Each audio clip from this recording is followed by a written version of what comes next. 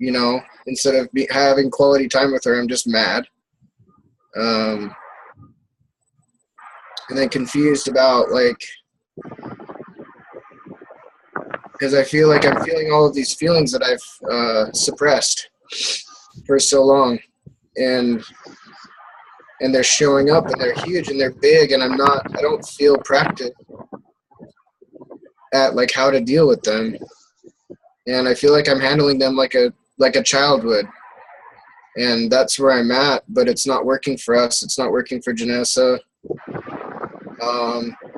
And I know that's a mouthful, but I just, like, any advice that you have, because, like, there's so much information in this program. There's so much information that we're learning, and when I'm overwhelmed and I'm breathing, and the breathing isn't, like, bringing me back down, or my head is spinning, my head spins for weeks, I'm like, what, like, where's the simplicity? Because this is all too much. Like, I just need, like, some simple shit to kind of focus on. If there's just, like, one thing that kind of helps you, like, get back to it, like, breath. Yes, breath, like, for sure, breath. But what happens when all breath does is bring those feelings up more. And I mean, I don't know. As I'm talking, I can hear, like, the program talking back at me, and I know what I should be doing. But, I don't know. I guess I just, like, I haven't been showing up like I should. I haven't been doing what I need to do. But then I'm also being hard on myself, and I'm, like, not taking time to have fun and just relax. So, yeah, it's just, there's my honest feelings, Travis, and I'm, like, not feeling very good. So any advice with all of that jibber jabber I just shot at you?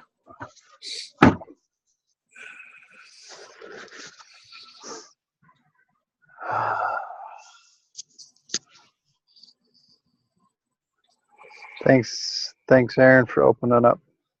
Yeah. Did you see how, as you opened up and expressed and began to let it flow, how some of the answers already started to come to you? Yeah, I did, actually. Yeah. Shift moves Christopher talks about. Like, the reality is you're more committed to feeding your victim story, Yeah, and being angry than you are with being happy and joyful and being present with your wife. And that's okay. You don't need to beat yourself up over it. You just realize that that's what I've been committed to. I'm feeling sad. I'm feeling hurt. I'm feeling angry. But if we hold on to it, what we're doing is magnifying. What you focus on expands. So right now you're focusing on your anger, yeah, your rage, your all the emotions, and it's good. They have got to come to the surface. If they're not, if they're like the children that if they don't come up, they can never be released. They can never be healed. But diving back into the story, diving back into the pain, and just feeding the anger is not going to allow it to move.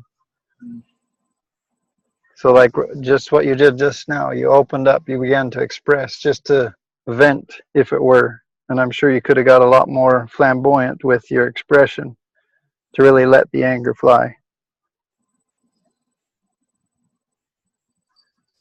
yeah, And yes, breath is one of the simplest answers. So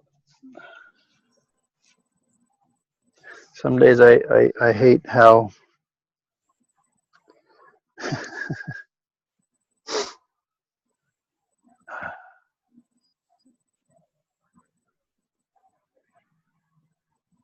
today has been, well, last probably about a week has been a very challenging week for me, especially the last 2 days has been pretty rough, and today was extremely rough, and I had a lot of rage show up in me, feeling extremely betrayed by my brother and business partner.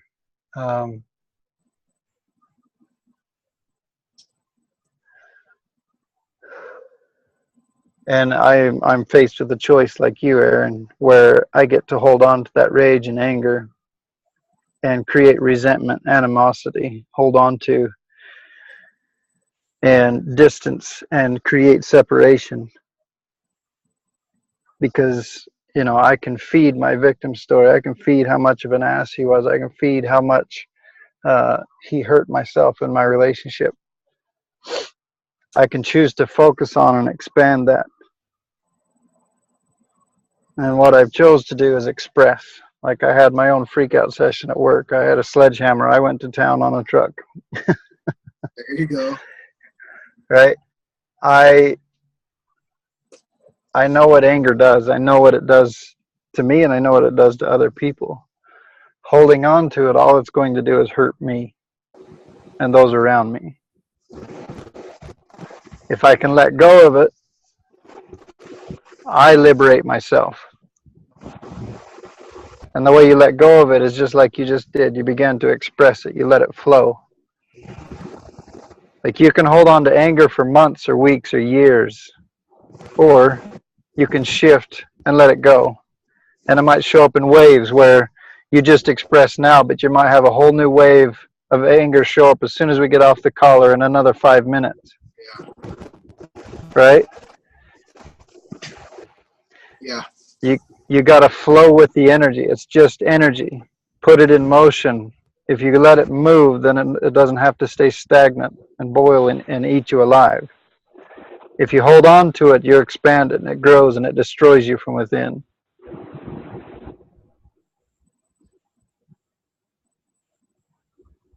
It's just energy. Pain hurts their energy.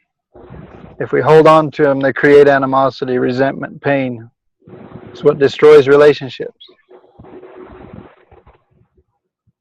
It's about moving it, allowing it to be expressed, allowing it to move through. Yeah. It's your inner boy crying out, because ultimately underneath all that anger is a sad, scared little boy.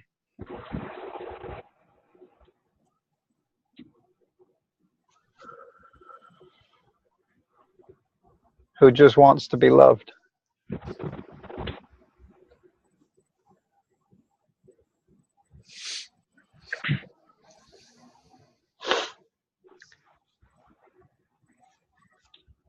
And a lot of times the anger continues to show up because that little boy and that little girl inside of us doesn't trust us to love ourselves.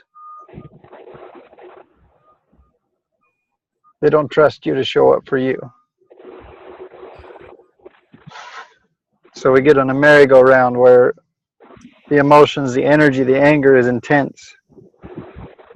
And we never let it go because it's almost as if that little one inside of us doesn't trust us enough to go into that deep emotion.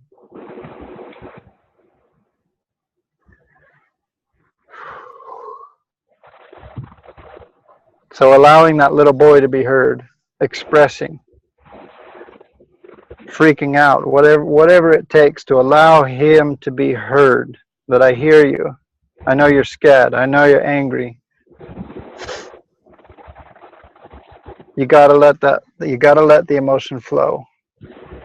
If you want to move and be present with your wife, like you can move all that emotion, create the intensity, magnify the anger. Like the way you just expressed to me was a wussed out version of your anger that you have going on inside of you. I can see it in your face. Yeah, hell yeah. Right? Yeah. So if you magnify the anger, you'll discover the jewel underneath. It's layers. It's like just a week ago, or you guys had an amazing spot. You hit an upper limit. You came back down to retest yourself. That's all it is, a cycle and a wave. Now you can choose to stay here for the next month,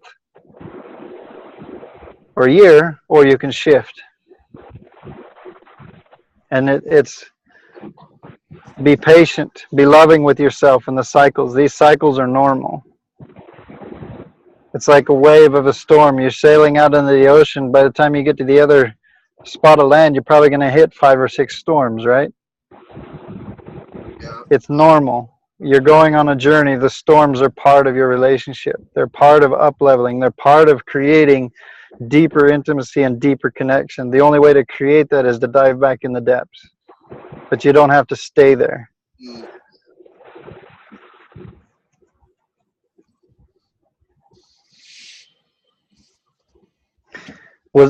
Do you know what the anger's about, or is it just angry still?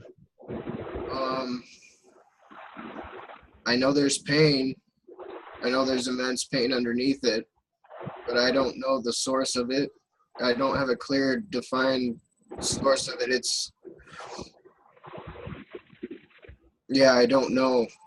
I feel like I've gotten so good at suppressing it that I haven't gotten to that layer yet. Yeah. I'm like an expert at diverting my attention. Well, I'll stay in the anger, right? But usually I'm not angry this long, I don't think. I don't know if my wife can say yay or nay, but I've been pissed for like a minute.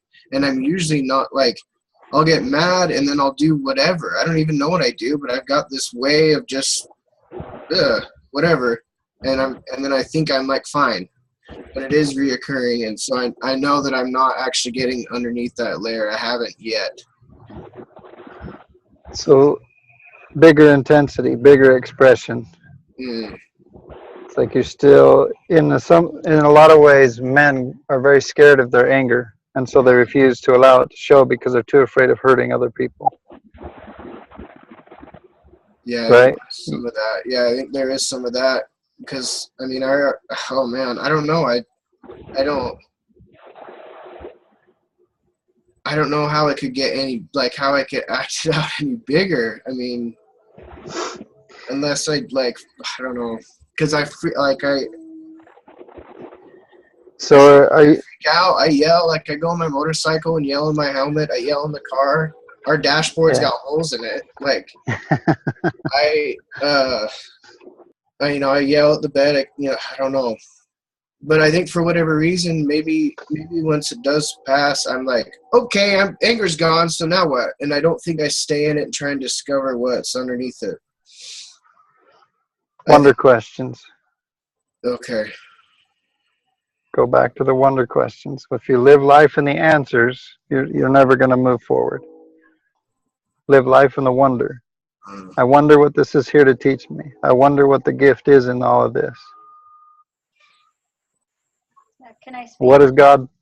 Yeah, go for it, love. I missed a fair amount of what you said, but I'll just, the little bit that I did hear and what he's heard, I'm just going to put my perspective on this for a little bit because it's something that I have been experiencing myself. Like, I had anger show up for me like a week ago, and I had emotions return that I'm like, I just heard you say, why is this back? Why are we here again? Right? Yeah. I catch that right when I came back on and hear you say that.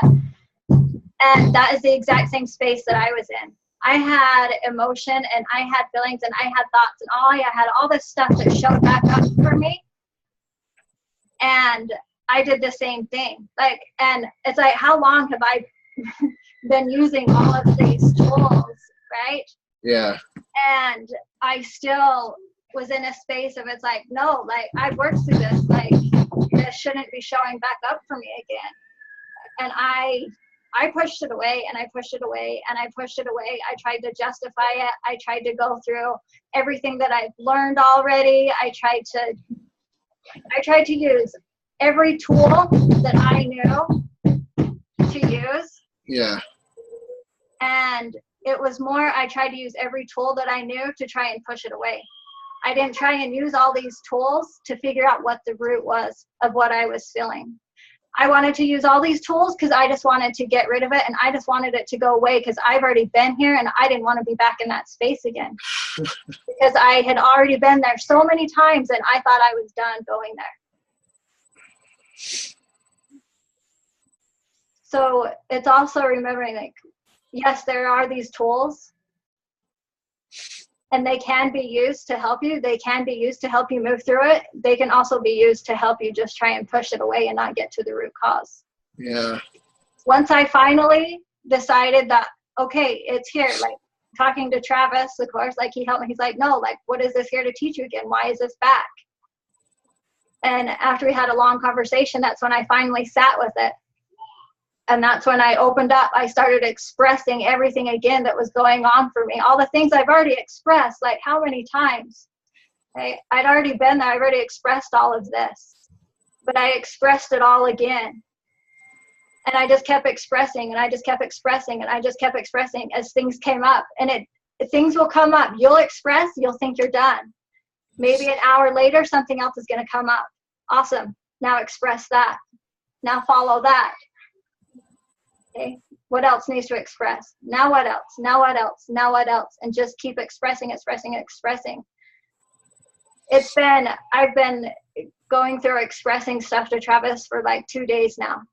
And it was finally just a couple hours ago that I called him up again, and I'm all like, wow, like, root cause of all this is fear.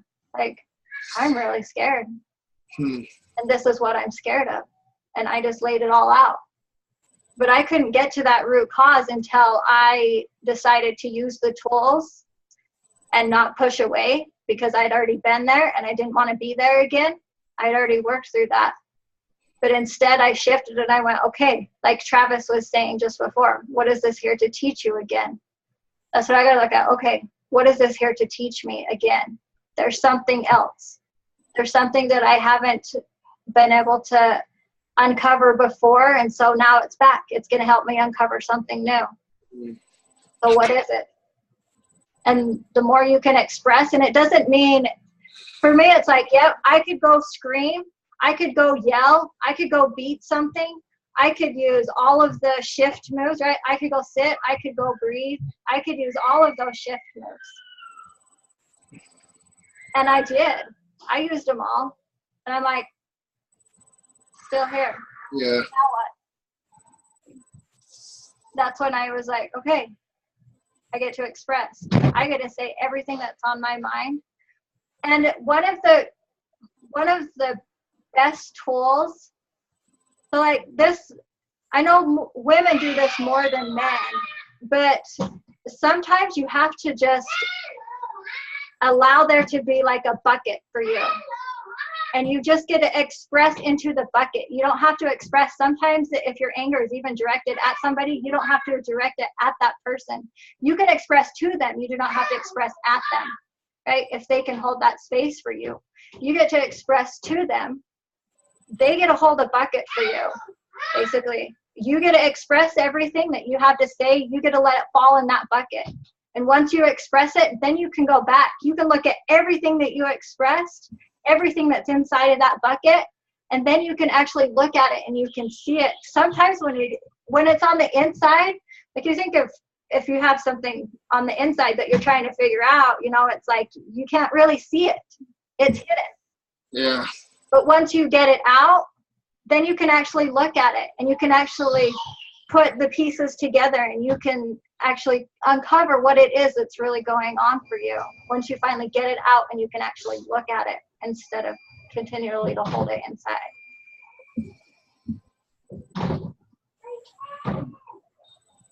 Thank you, Jennifer.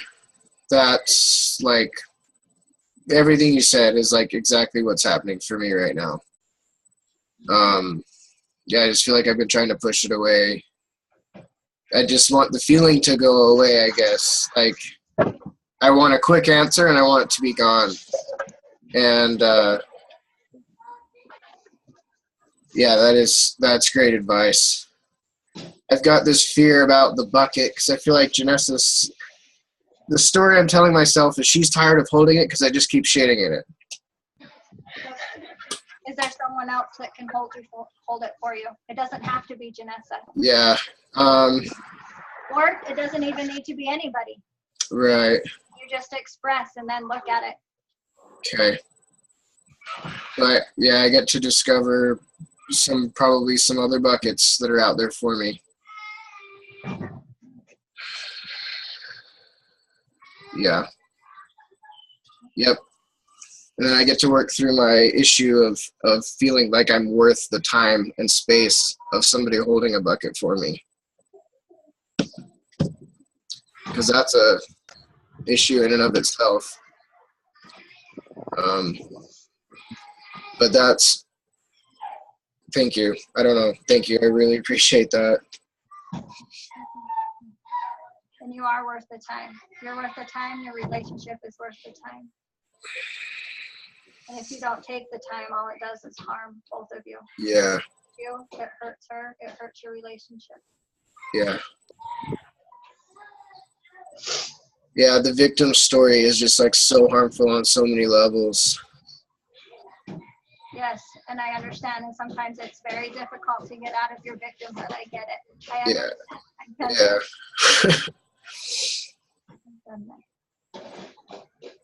So, can I have a turn? Thank you. So, what do I do?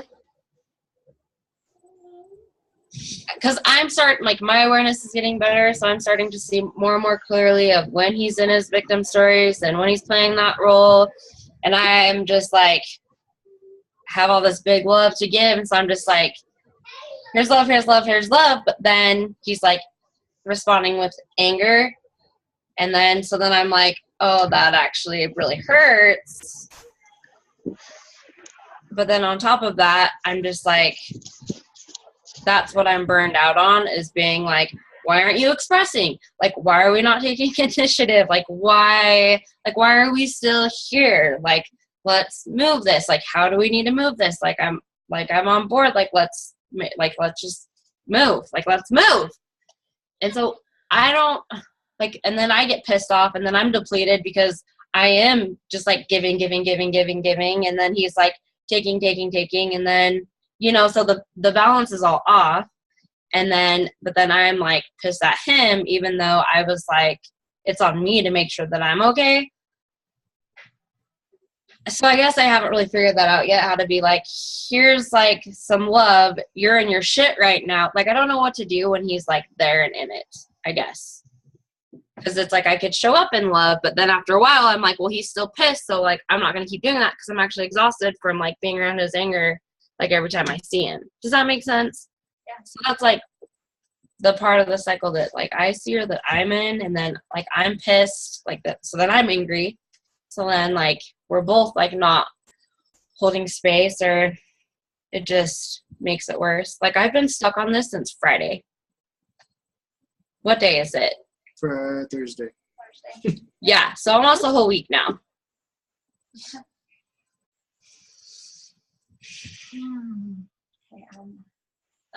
Travis, do you have anything you want to speak up and say about that first? We get it. Yeah. Friday. Which is really long for me. Usually I'm fairly good. I don't know. I think I can do a pretty good job of tapping into it and moving it, but I'm just pissed from the very depths of my soul. So mad. Can I say something? Yes. Brady has a lot of anger issues. He had a lot of issues growing up with not too much love and not too much expression of love. And so he goes from 0 to divorce in 10 seconds. It's one of the reasons why we're here. And I found that if I do something and I take control of how I'm doing, I take that into my own hands, and I go for a walk, or I write stuff down. I used to want to fight it and solve it right then and there. But I found that I walk away and I write my stuff down so that I know how to respond to him. It's not necessarily that I'm going to give him the letter, but it helps me work through those. You kind of make a plan. Is that what you're saying? No, I just write honestly, I'll just be F you for saying that to me, or whatever, or, F you for treating me this way. and I just get it out. And then I take a walk. If I do 2 of those things, I know it sounds silly and simple, but it at least brings me to a place where I'm not probably feeling the way you felt all week, you know, like you're about to explode. Yeah. So manageable, but like, I think it's a form of moving that stuff out. But we have a lot of anger in our relationship too. So, you know, I feel you. And I feel for you too, Aaron, because I don't know what it's like to be so mad that you break your dashboard, you know? Like I have anger, but, and that sucks. I just hate seeing nice people have that. So, you know, I'd like to know how to harness it too, but that's what I've done that's helped me at least be able to handle it better. Thank you. Yeah. Can I chime in? Well, we're all chiming in. Yes. Yeah. So you guys have heard me on here quite a few times, and I'm not always the happiest person in the world, and I've definitely had a lot of the same things that you're describing. I took a minute to try to write things down so I could actually go over some of the things that Chris has taken the time to talk to me about. One of them was an app called the Work app, and it's by Byron Katie. Mm-hmm. And basically, you put into that app any judgment or anything that you're dealing with, and then it asks you a series of questions about it. And basically, it's like, well, how does it make you feel when you do this? Was it really the right decision, kind of deal? And it's a good app to go through. So that's one that he gave me that helped. He said that to help deal with the anger, allowing 2 minutes a day just to vent. Listening to angry music, yelling if I need to, going out shooting, anything I can do to take out anger and frustration without it, where it's non-harmful. And I mean, I don't know if you saw those are trees that just basically went up there and sawed down or knocked over with an excavator. Just something to kind of do where it's helping where I'm at, but it's going to kind of channel where I'm angry. And then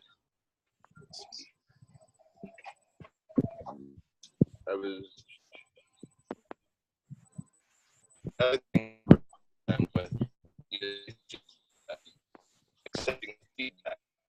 It wasn't until recently, actually, all along. Chris, you're cutting out. I can't hear you, bud. So, can you hear me? No. All right. Now, It's a little bit. just gonna give you my next Chris, basic. turn off your video and then your voice might work good off your video. Diggy. Is that working better? Yeah. Yeah, much better. Oh, geez, I didn't even realize to do that. But anyways, he said that like he's giving me a lot of feedback, and a lot of the times in my own head, I was thinking, well, maybe I need to explain that because it doesn't sound like it's on point. It's me being hard-headed and arguing the truth rather than just taking the feedback itself and applying it. That a lot of the time I was essentially on the things in our past, like how did we get here?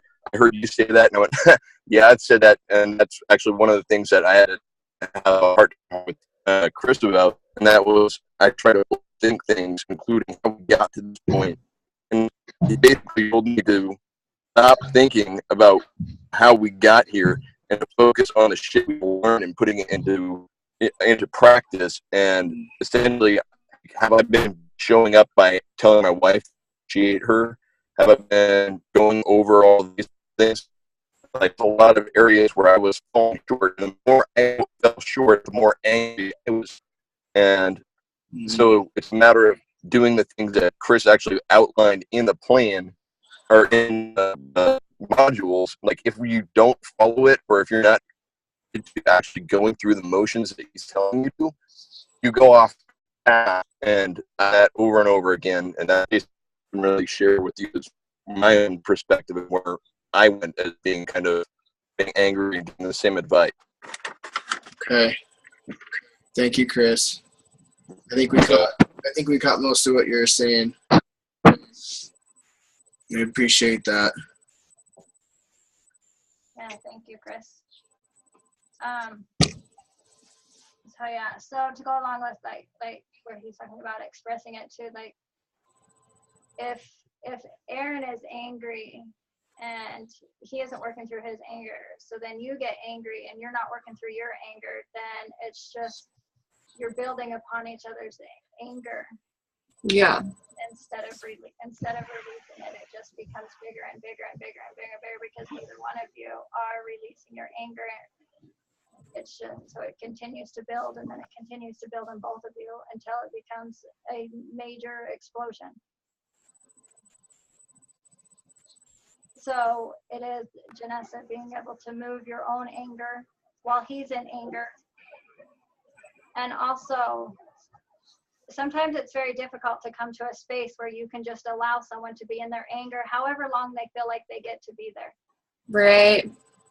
It's hard to just be okay with that, and it's hard to just sit back and not want to fix it. But one of the best things you can do is move your own anger and just learn how to be okay with somebody being in their anger as long as they need to be there. And know that it's their experience and they get to be there as long as they choose to be there. And you don't have to do anything. You don't have to fix it. It's not yours to fix. Right. You get to be there. You get to support. You get to love.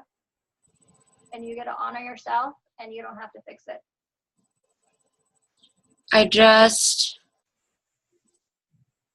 It's like exhausting. I guess like my tolerance to be around that all of the time is low.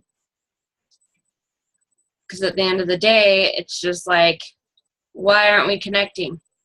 Why don't I feel connected to him? Like trying, because then we learn a lot of other stuff like in this material of having like quality time and like doing that and going on dates and stuff. And then when we're not even like capable of doing that, just like, this is insane. Like I just start to feel like depleted and not even wanting to show up in love because his response is anger. Which I feel like tells me that I'm probably not okay with all of my anger. Like I'm like that gets to happen, which feels bottomless at this point too. But I just want, not that it has to be perfect, but I'm like, why are we still here? Like we've learned like so much, like we know what to do, like why are we really still here? I don't know. It kind of blows my mind a little bit. Like, yeah. And realize that you have been on this journey for 8 weeks, 9 weeks, whatever it's been, right? Yeah. So being patient with yourselves too. Travis and I we have been on self-development journey for years. We still hit ruts. We still get in ruts. We were just in one. And you get to exercise patience. You get to exercise patience with yourself. You get to exercise patience with each other. And realize that with every cycle that comes, yeah, there's a new layer of learning behind it. If you can weather the storm, there's greater learning behind it. There's greater understanding. There's more love. There's more connection. While you're in it, yeah, it's hard. It's hard to see that there's something that's going to come from this on the other side. It's hard. I get that. But be patient. Be patient with each other. You guys have just begun. You just learned these tools. You're not going to get it right. You're not going to get it perfect every time. Yeah. They're still learning. Yeah, I feel like because I am still learning how to create that space within myself that feels safe. Like I still feel, so like coming home and he's in anger all the time, because I'm still working on that, and then that's the anger, I don't feel like safe. Like I kind of do, but like not really. So it's just like too much. Like it feels like it's too much. Yeah. This one has been like exceptionally hairy though. This is probably like, yeah, one of the bigger ones. So Janessa, can I pipe in? Yes, I'd love that.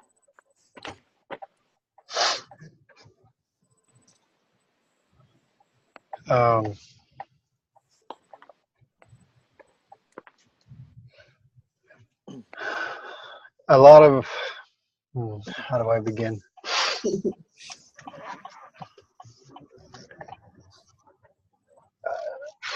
Yeah, I totally feel the frustration, and a lot of like where I have been in my experience is that I know what's possible and I know what we're capable of, and so I judge that when I'm not at the place that I know we're capable of, I get really upset and angry and frustrated, and I lose the patience, right? Because of what I see as possible, what I see as capable, what I know my wife is capable, what I know I'm capable of. And like what's given me the ability to withstand all the rage and the storms that Jennifer brings during those times has been the question of what can I learn from this experience? We take the interpretation that I'll be happy when I have money. I'll be happy when my husband loves me. I'll be happy when everything's future tense. And so we judge what's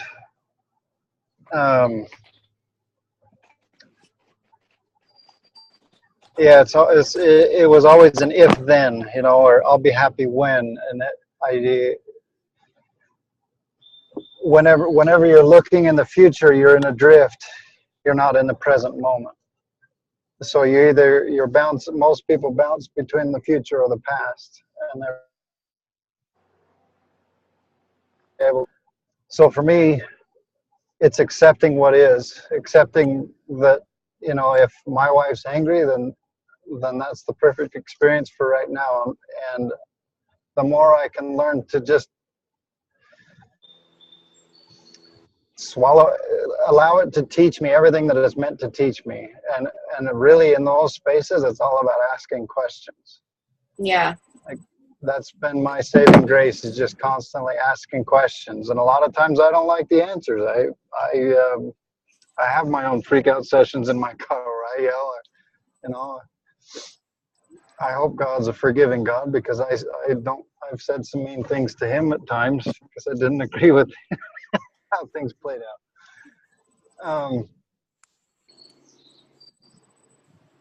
But it really is just about asking questions.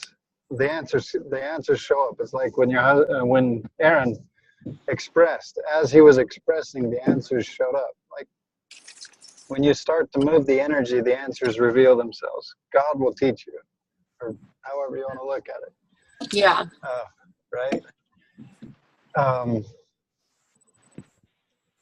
But when we're stuck, like Christopher says, when you're stuck in your drift, it's almost as if it's unable to be communicated to you. You got to get stuff moving before the inspiration shows up. Yeah. And for me, my saving grace has always been questions. And everything in life is a gift. We judge that it's, if things are pretty and peachy and they come wrapped in a pretty bow and have a cake inside, then it's good. Most people fail to look at life and see the beauty when someone else looks and all they see is garbage and trash. Someone else can look and see beauty and make art out of it, right? Yeah.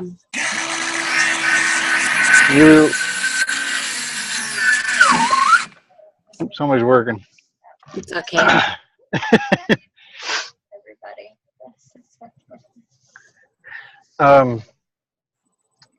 Kind of threw me off there for a second.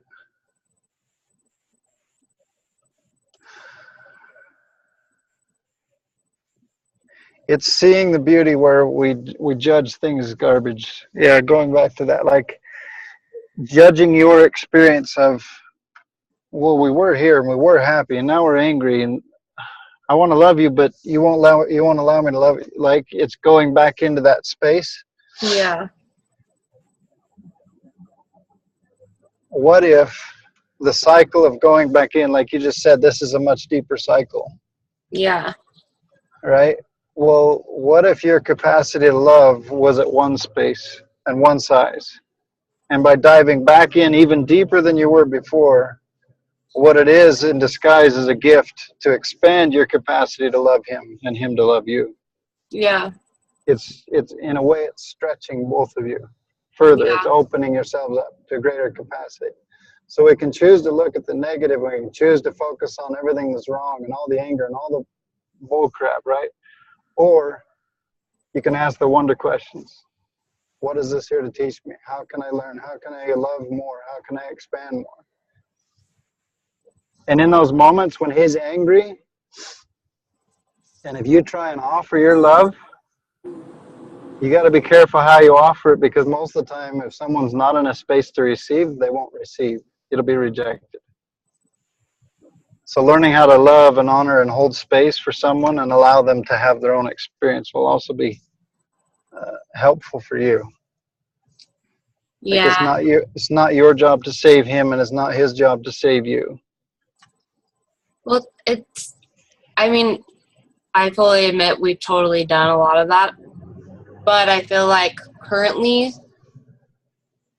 I don't feel that I'm trying to save him or do any of that. I actually, like, I'll shut down when he gets mad, but it's when I'm, like, touchy or feely or, like, we're having more sex or whatever it is. So, and then that's when more anger is, like, coming up for him. And then that's when I'm like, nope, like, I'm going to back away then. Like, I don't actually have to do that. Like, I'm actually really scared. I don't know.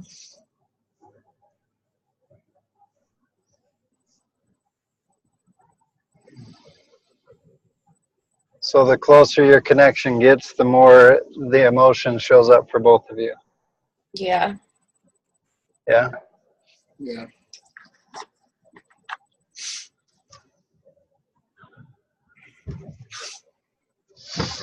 So you guys have committed to something big. You guys have committed to taking your relationship somewhere where it has never been. You know, Christopher always talks about counter commitments. Yeah. And they will always show up. Travis and I have been there. It seemed like for us, we had the same cycle that happened for us for a long time. So every time we connected deeper, it seemed to send us into another down spiral. Yeah. Climb our way back out, we'd connect on an even deeper level the next time, and we'd spiral down. And yeah, it definitely got to the point where it's all like, oh, what's the point of all this connection if all we do is keep spiraling afterwards? Yeah. So that's kind of, yeah, that's valid to where I'm at currently. Yeah. And it is the counter commitments that show up when we commit to big things. It's going to show up. And you're going to get tested. Are you really committed to that? Yeah. There was one experience Travis and I had where I thought I was ready for something and I committed to it. And I got tested and I failed miserably. But I got to take that experience and I got to be like, okay, I thought I was ready for something. I obviously wasn't. And that's okay. I failed. That's okay. I get to pick myself back up and we get to try again. And maybe I'm not ready for that, and that's okay. And when I am, we'll try it again. Okay.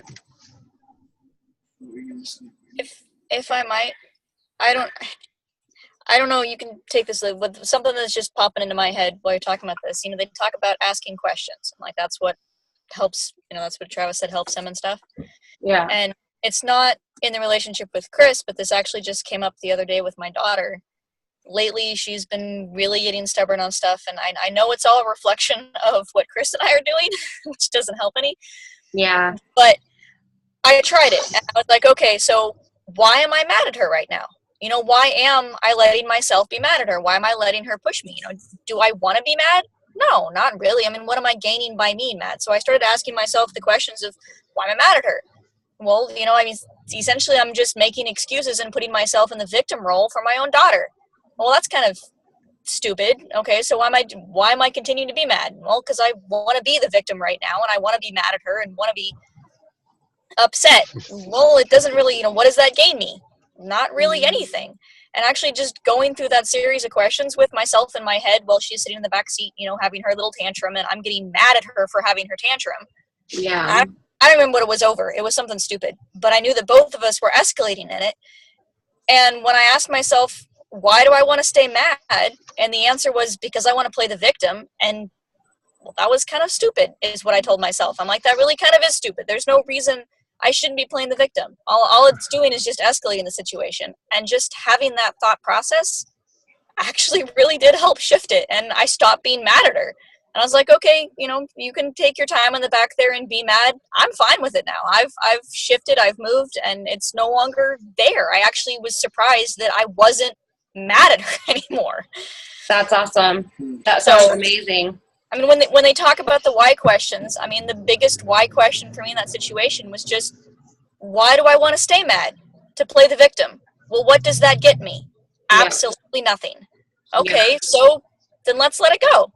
And that worked for me. So I don't know. I mean, if that is, so I don't know if that helps at all. And I know it's with a 3-year-old, so it's slightly different, but No, it is. It's like simple, to the point, like clears up all like the noise in your head. It's like, oh, cool. Thank you. Hey, can I jump in real quick? I just had something that keeps coming up to me.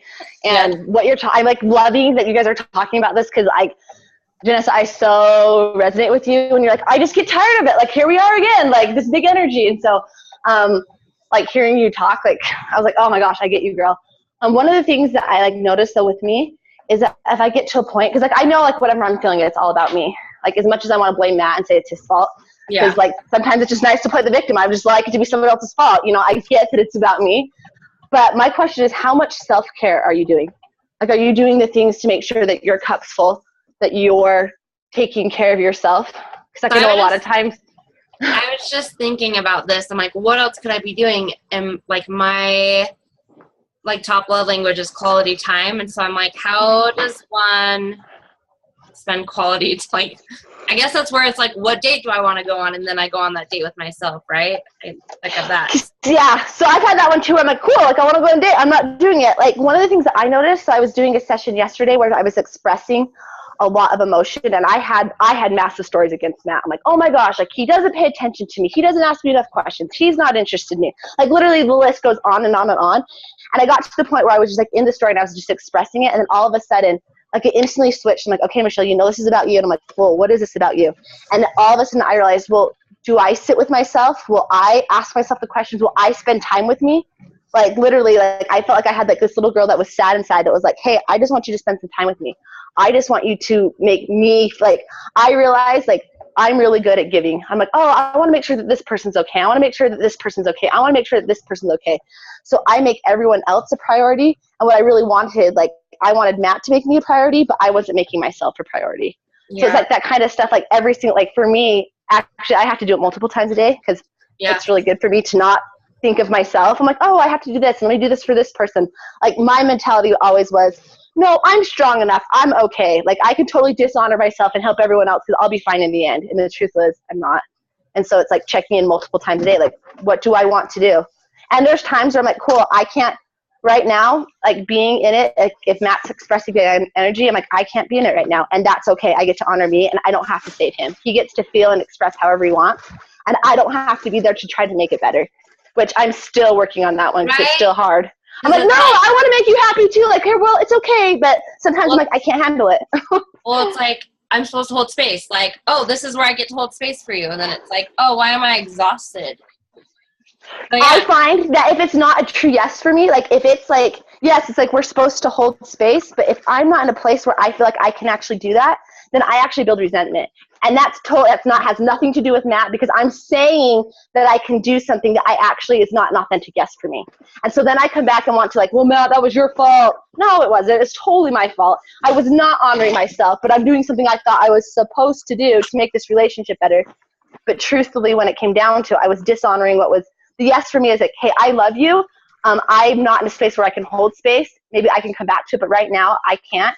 But then I get to like see Matt as the amazing man that he is and know that he can handle his own stuff too. I love to come in and try to save him all the time. No, but I can make him feel better. Oh, I don't want you to hurt. I don't want to do this.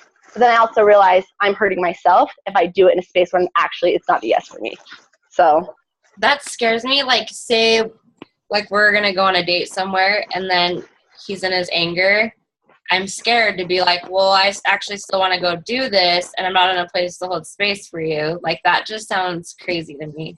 That's, like, what I do. Yeah. No, I totally get you on that one. I still am not 100%, like, and, like, Travis and Jen, please, like, jump in here with this one. Like, I feel like, well, that's me being selfish. Oh, that's me being selfish. Like, I'm not going to be here for them. I want to do what I want and go do this thing even though you're in it. So, but, like, I've found that when I really tune into my heart, I'm like, cool, I want to go do this, and I get that you're mad. I mean, I did this last week, was like, cool, like me and Matt were going to go on a date, and I could tell he was tired and he wasn't really into it, and I was like, hey, if you don't really want to do this, I still want to go do something. I'm okay if you stay. I'm okay if you don't, do whatever I'm going to do, but I'm still going to go choose to do it. It was hard. Like, I'm still kind of like, okay, I think that was okay. Or maybe I should have stayed and made him happy. I don't know. So I don't know on this one, but I do know that I'm happier when I really tune into what's a yes for me. And when I do things that aren't a yes because I feel like I'm supposed to, I then start to build a lot of resentment towards my partner when it was really me not honoring what was truly coming up for me, thinking I had to show up differently because I wasn't doing it right. So. Yeah, so I'm pretty sure that's what Travis meant by me, like, trying to save him and stuff. Yes, I like that. Yes. Yeah, I think it's a sneaky way. I'm like, no, I'm just being a good partner. Like, I'm holding space and I'm doing the right things. I literally had to have someone point it out to me massively, like, you're doing this, this, this, and this. I'm like, but isn't that what you're supposed to do in relationships? When someone's having a hard time, you're supposed to go in and help them, which is saving them. But I'm with you.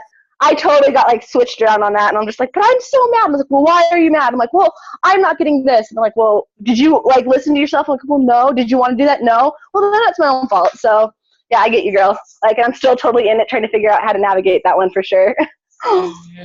Thank you. Yeah. Well, I think I know what I get to go do then. Awesome. Yes, thank you, Michelle. That was perfect. Yeah. As we were talking about, make sure you're honoring yourself. And when I told him, you don't have to be the one holding the bucket. That's not your job. Yeah. Only when you feel like you can. Otherwise, it's not for you to have to carry and to hold. And then just being okay, like, all right, he can't receive me right now. Like, that doesn't mean anything. Like, it doesn't have to mean anything. That means he is where he is. Yeah. And you get to love you, and you get to honor you. And he gets to have his experience. You get to have yours. But when it does bring up stuff in you, Janessa, Yeah. when it brings stuff up in any of us, that's your gift. Yeah. It's a gift of perception within you that, oh, this is a deeper level of love that I get to give to myself. Yeah. And whenever we get triggered or whenever something shows up, like Like I'm with you. I'm the hero. Always want to help someone else, and I'll practically kill myself to do so. Yeah. But in a lot of ways, it's very dishonoring to yourself. And so letting go of like, in some ways, being the hero, we almost think that we take the place of God, or we take the place of someone else. Yeah. That it has way more. They know way more than we do, right? But we think, well, if I don't do this, then this will happen, or this will happen, or they won't love me, or this. It's all the other stories that show up in your mind. Those are Yeah. your gifts. Look at those and let them teach you. Ask the wonder questions. Okay. That's where the jewels. That's where the jewels are for you and Aaron. Thank you. You're welcome. This was amazing. I feel like a new person. I feel way more grounded and clear-minded. So that's awesome. Thanks for the support, everyone. Awesome. Okay, you guys feeling complete? Do you feel complete? Or do you have anything else, Aaron? Yeah, I don't know. That triggered a bunch of other stuff for me, but it's a whole thing. So, thank you. Okay, well, there is the help desk button. There is the rest of the stuff.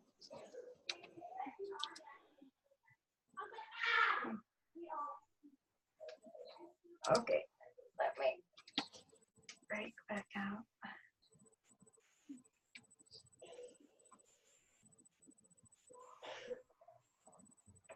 Okay. Brady and Miranda, you guys are up next on the WooFoo forms for me. Let's go through yours here really quickly. Hi.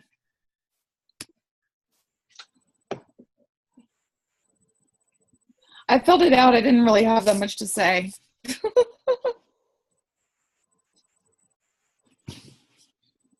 Okay, so you guys are in the same physical space now. No, I went and visited him and took our daughter to see him. Okay, but now you're not anymore. Mm-mm. Okay. We had like 36 hours together. Not quite 3 days, I think. Or no, I don't know how many hours that is. 48 hours. And when you came back together, then you felt like you didn't know how to relate to each other when you were back in the same space with each other. Yeah, we've never really done that very well. The whole like re-entry thing. Like I think we picked fights with each other. It was kind of awkward. I mean, like we missed each other so much while we didn't see each other, and we could express that, which was a win. But once we got together, it was like we didn't know what to do. It was like a bad first date or something. We've just never really been good at that.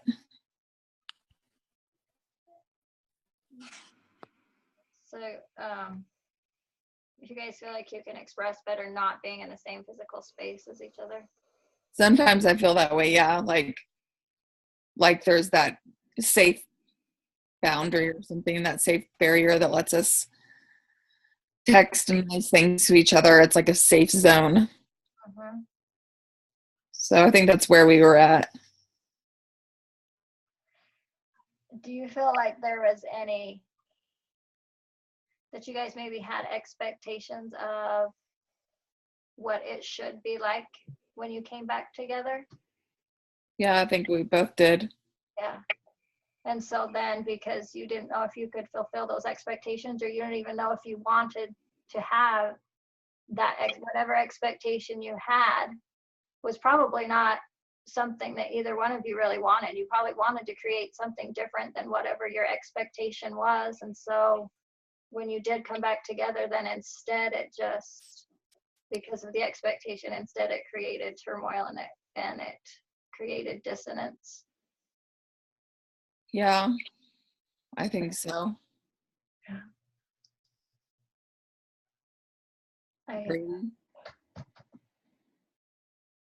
Brady, are you there? his number's on there, but I'll know. Yeah, it's not clicking on. So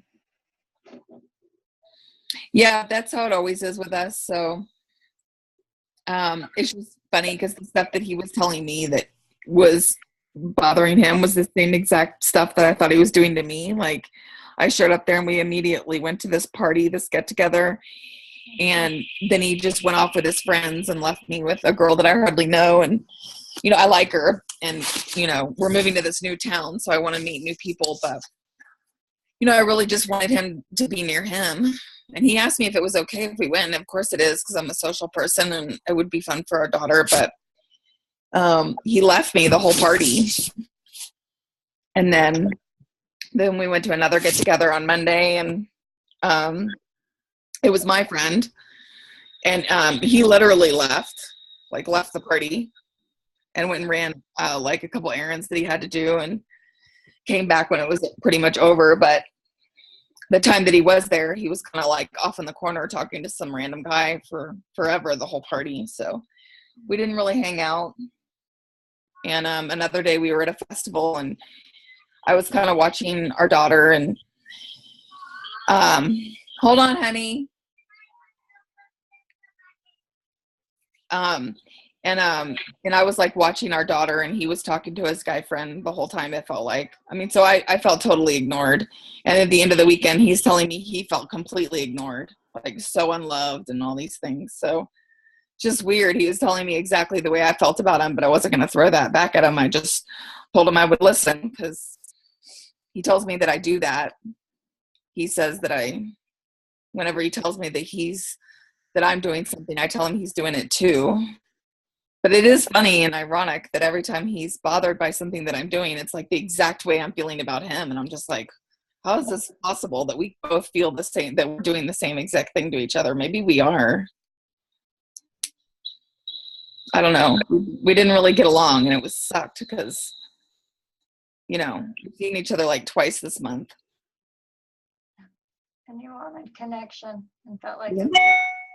Oh yeah. I mean, I'm really, really lonely right now. I don't know what it's like to be without him for this long, and I'm really overextended. It's been really hard, like doing everything alone.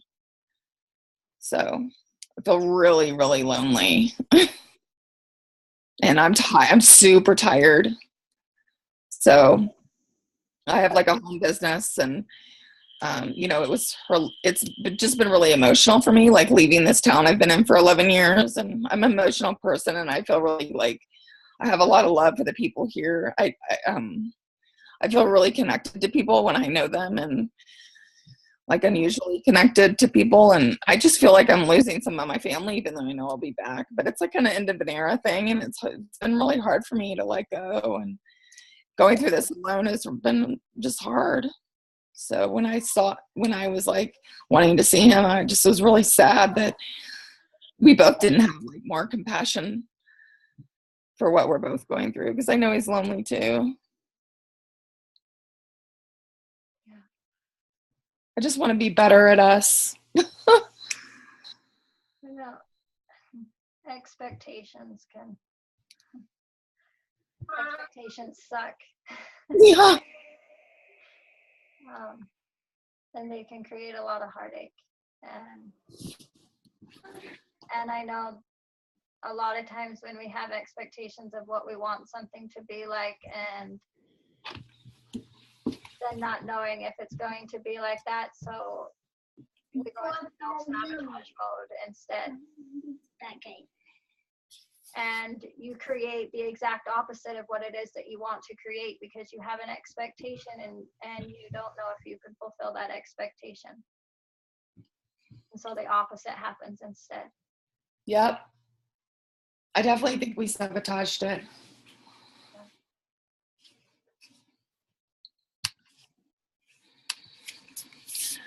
So yeah, we need to get better at that. At not doing that. And realizing, you know, awareness is always the first step, and realizing when there may be expectations there, or when you are in sabotage mode, because you want something to be different than how it is. Yeah. Yeah. So, Miranda, I also pipe in on the expectations. The silent ones are the most destructive ones, where you expect him to be a certain way, or he expects you to be a certain way, but there was never a direct request. It's impossible for you to live up to his desires and you to live up to his if there is no direct request. We're actually in that, we're placing the expectation that they're basically going to read our minds of what we want. And the better you can get, like in those moments, you wanted to go to the party, but if you had placed the direct request, well, I'd love to go to the party, but this is what I'm desiring most. And maybe it would be the party and connection with you. So how do we create both? So a big shift for you guys in your relationship will be to open the communication to what you're desiring most in the moment. Opening that dialogue and the communication of, yeah, I'd love to go to this party, but I really want to connect with you, so I don't want to go to a party if this is how it's going to be. How do I connect with you and still get to socialize? Because ultimately it sounded like both of you wanted the same thing, but it was uncommunicated. Yeah. Probably. I remember saying something that I'm getting better at the communication, like following through with that, because we do have a lot of misunderstandings between each other. But this course has been teaching me more of that, like follow through with the next sentence, because I do have a lot of where I think he should be psychic and just get me. And same with him, like sometimes he'll tell me what he's feeling and it's the exact opposite of what I thought was happening. And it's because I say one other thing that I should have said, or I have a hard time expressing love because I've been hurt so badly in the past. I've been cheated on and lied to and like emotionally and verbally abused. So I just have a really hard time with trust. So I always have like a half wall up, not a full wall. So it's been really hard to make myself vulnerable. Even we've been together 12 years and I still have a hard time expressing the amount of love I have for him. So I've been really trying to be better at that. I think we've improved a lot, actually. Like just with this course, it's really helped us be like more expressive. So that's good. Yeah. Maybe we just need more practice. I mean, we haven't been. So yeah, just celebrate where you are. Like you can look back at the experience and say to yourself, what a waste. We tried to connect and we didn't. We just wasted a whole trip. You can go into that attitude, or you can say, okay, we tried something and it didn't work so good. How can we be better? Take it as a learning opportunity. Everything in life is your teacher. It's trying to teach you a new way. So you get to approach it differently. Okay, that's how we approached it and it didn't work. So how can we both approach it differently? So the next time we come together, this is how it will play out. Yeah. Yeah, we did the same thing that Kevin and Lily were talking about last week, was how they just act like it never happened, or like whatever you said, Kevin, like just like not facing it. So when I got back, of course everything was just better and we hadn't talked about anything and we kind of left like mad at each other. So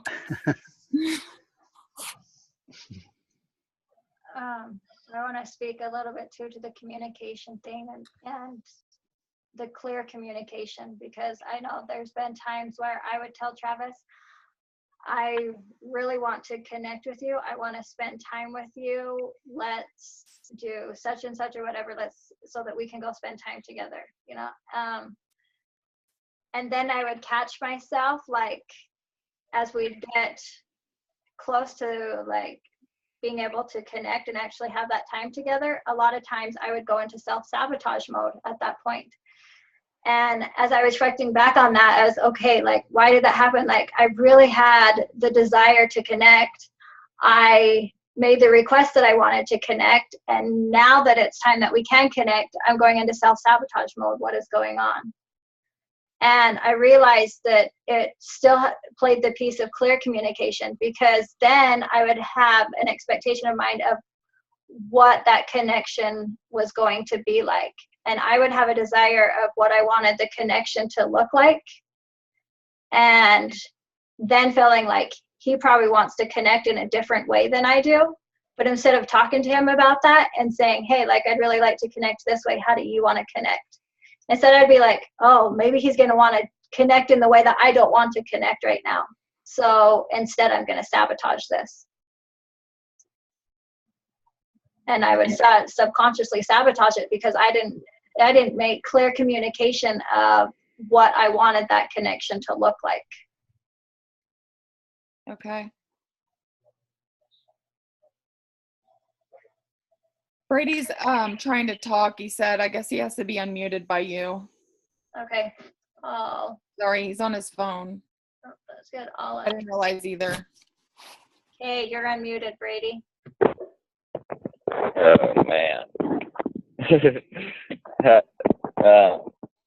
Yeah, I've been on the phone. I think this weekend we, instead of doing stuff for us, we try to please our daughter all weekend. Because at that party it was all moms and daughters, and she was doing her thing, and we need to focus on us and Malin also, but us more. Yeah. That, that's a difficult one. That was definitely something that was extremely hard for me for a lot of years, with 6 kids. They took a lot of my time. I had a hard time knowing how to juggle 6 kids and time with Travis. And it was definitely a learning curve that we had to go through of how do we create that. How old is your daughter? 4.5. 5. Okay. I mean, that does make it a little more difficult too. I have older kids now who can babysit my younger ones. At 4.5, they can't really just be on their own. You could put a movie on for her and be in a separate room and still know, that she's okay. But it is trying to create ways of being able to spend time together, and also knowing what can you do for her, what can you have her doing, and knowing that she's okay, that you're not going to be worrying about her or what she's doing, be able to spend time together. And you can spend time together all together too. Like if you want to be by her, awesome. Like what can she be doing while you are connecting with each other?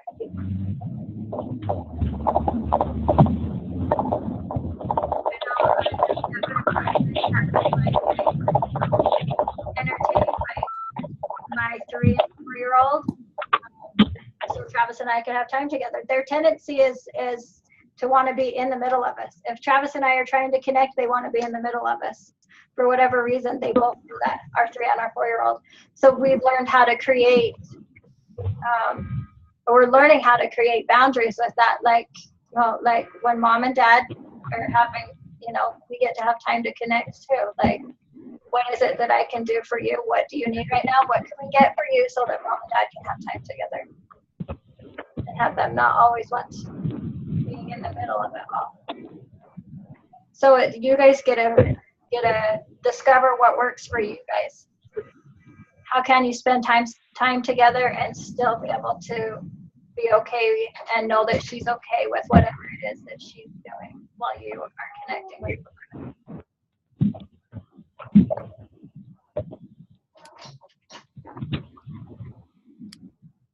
Well, thank you.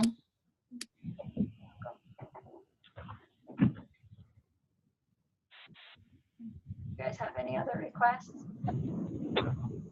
No, I guess we just need to figure out a way to do that, like right when we see each other, like maybe come up with something that connects us right from the get-go.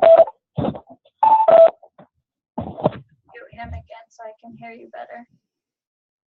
Okay, do you want to repeat that again, Miranda?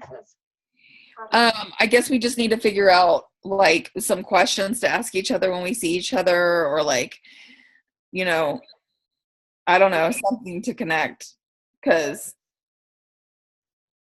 I don't know how to, like, it doesn't come naturally to us. Like, we just look at each other like strangers. Yeah. So we need to come up with something that is like more natural, like, and like connects us energetically, I guess, again, because we are like strangers when we see each other. It's so weird. Yeah. And communication is definitely going to play a big piece in that. And making sure, or like the silent expectations that Travis was talking about, you know, like being aware, is there silent expectations there, and how are we communicating to each other, and what do we want, and let's make sure that that's being communicated effectively so that you don't go into sabotage mode, or you don't feel like strangers because you don't know how to connect to each other because it's not being communicated effectively. Yeah.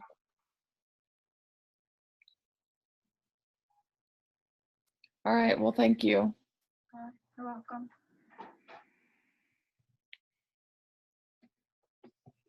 Okay, anything else? Are you feeling good, Miranda? I feel better. I mean, just acknowledging it and talking about it. I mean, I know I'm over emotional, so, you know, I'm over emotional anyways, but yeah, I just need to work through some of my emotion because, you know, this is just a more difficult transition for me. So Yeah. Yeah.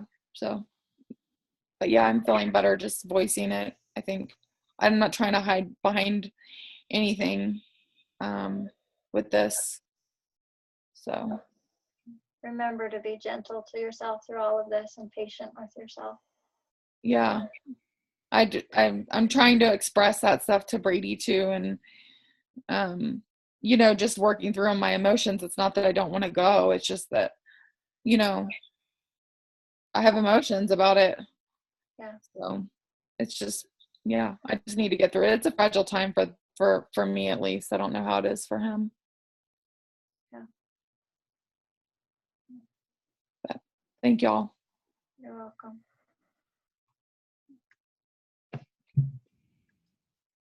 Okay, let's see who.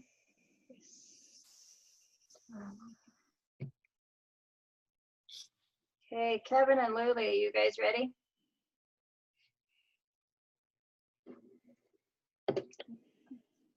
Yeah, we're ready. Okay, awesome. Turn closer to your guys. I took the video off. Yeah, this was a really, really bad week. We hit our upper limits this weekend.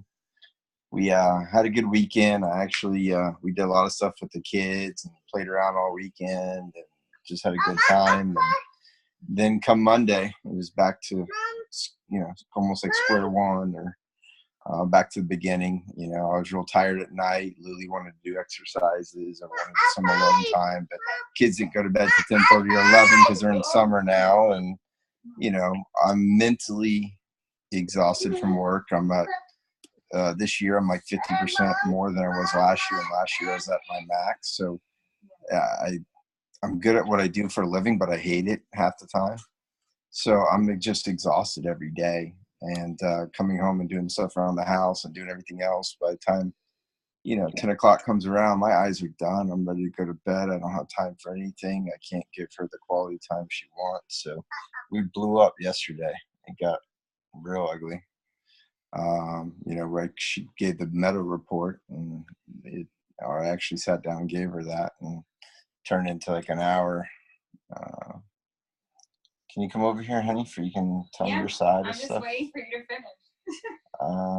Well, what else? What do you want to add? Okay, so I did the whole thing where I was supposed to stay positive and just wait and be patient. And since we had the talk on Thursday. But Friday, he was too tired. Saturday, he was too tired. Sunday, he was too tired. So by the time I blew up, I'd been holding it. So we did do things with the children, but we never do things for ourselves as a couple. And the whole, like, even waking up early or staying up late just for the 10 minutes or being intimate, he's too tired. So by the time 5 days went in and I'm trying to be positive even when he's cranky, that's it. I can't take it anymore. I don't want to. So then he'll just randomly want to touch me. And I'm like, wait a second. I've been trying to communicate with you in a positive way for 5 days and I've been waiting patiently. So I'm just really frustrated. Playroom. Okay.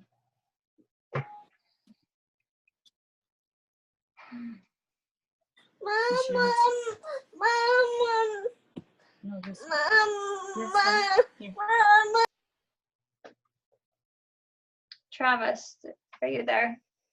Do you have anything that you want to speak? I'm still thinking on this one for a minute. Do you have anything that you want to say?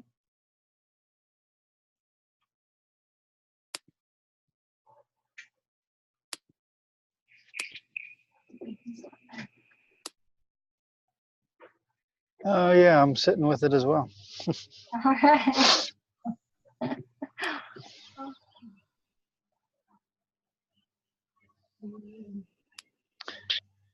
So, so Lily, as you were going through the week where you stayed positive, were you staying positive at the expense of yourself?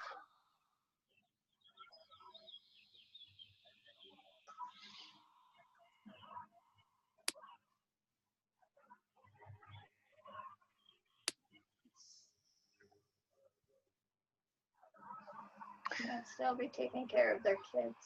Oh, probably so. Oh, sorry, I had it unmuted. I had it muted. Sorry.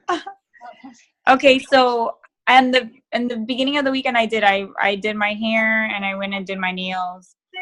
I was doing things for myself. So that's how I think I was able to go that long of a stretch even when he was waking up like cranky for no reason, tired at night, just not wanting, like he only had enough energy just to assist with the children and that's it, call it a day. And then he wanted to work. So I think I would say by day 3, I was starting to feel pretty tense and still waiting. And then by day 4, I was like, wow, this is just too much. And then I like blew my top, blew my top. So a lot of things were exchanged that were extremely hurtful. There's a lot of resentment going on, regret of even coming together as a union. Like, it's really bad. So all the emotions that you were feeling every day as you were sitting and you were being patient and you were just waiting, all the emotions that you were feeling, did you express any of them? Did I suppress them or express them? Express them. Did you express any of the emotions as they were coming up, as you were waiting? No, because if I speak, it's bitching. Anything I say is all I do is bitch. So I'm afraid now to say anything and I'm trying to give him the opportunity just to see if we can at least get that flow going. Oh, that's the little one. So you had a buildup of emotion along with Yeah. to be patient. Yeah, a really big buildup. Okay.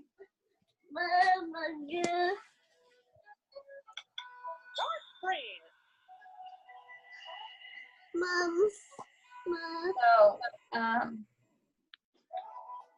Lily, do you feel like when you are desiring something, like you don't have the freedom to express what it is that you're desiring? Yeah, because we don't converse. We don't, like, it's just either this is the to-do list or that's it. And if I express, because I love to say what's going on so it doesn't blow up. And when I do that. Hold So on, I am honey, afraid. hold I'm on. lots of-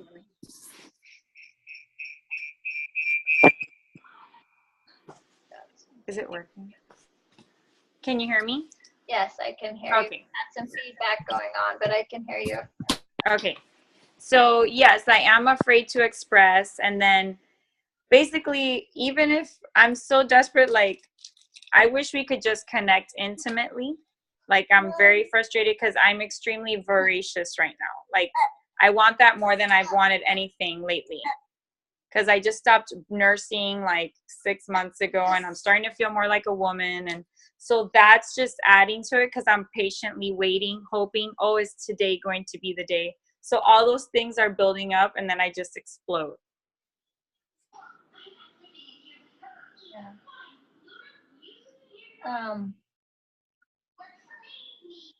What was it like for you when you were nursing? Did you want to be intimate when you were nursing?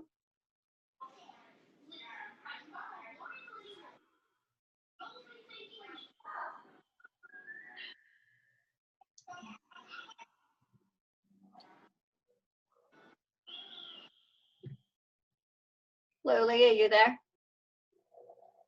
Sorry, I pressed the wrong button. That I was saying that, yes, when I was nursing, I wanted to as well. I just feel like since our little guy was born, it's slowly been declining on Kev's side, and he's just really tired. And the more angry he is at me, or the more stressed out he is at work, the worse it is. Mm-hmm. So that's super duper duper frustrating for me because I'm like, that's like my way of connecting. It makes me feel sexy and feminine and that we have some type of connection.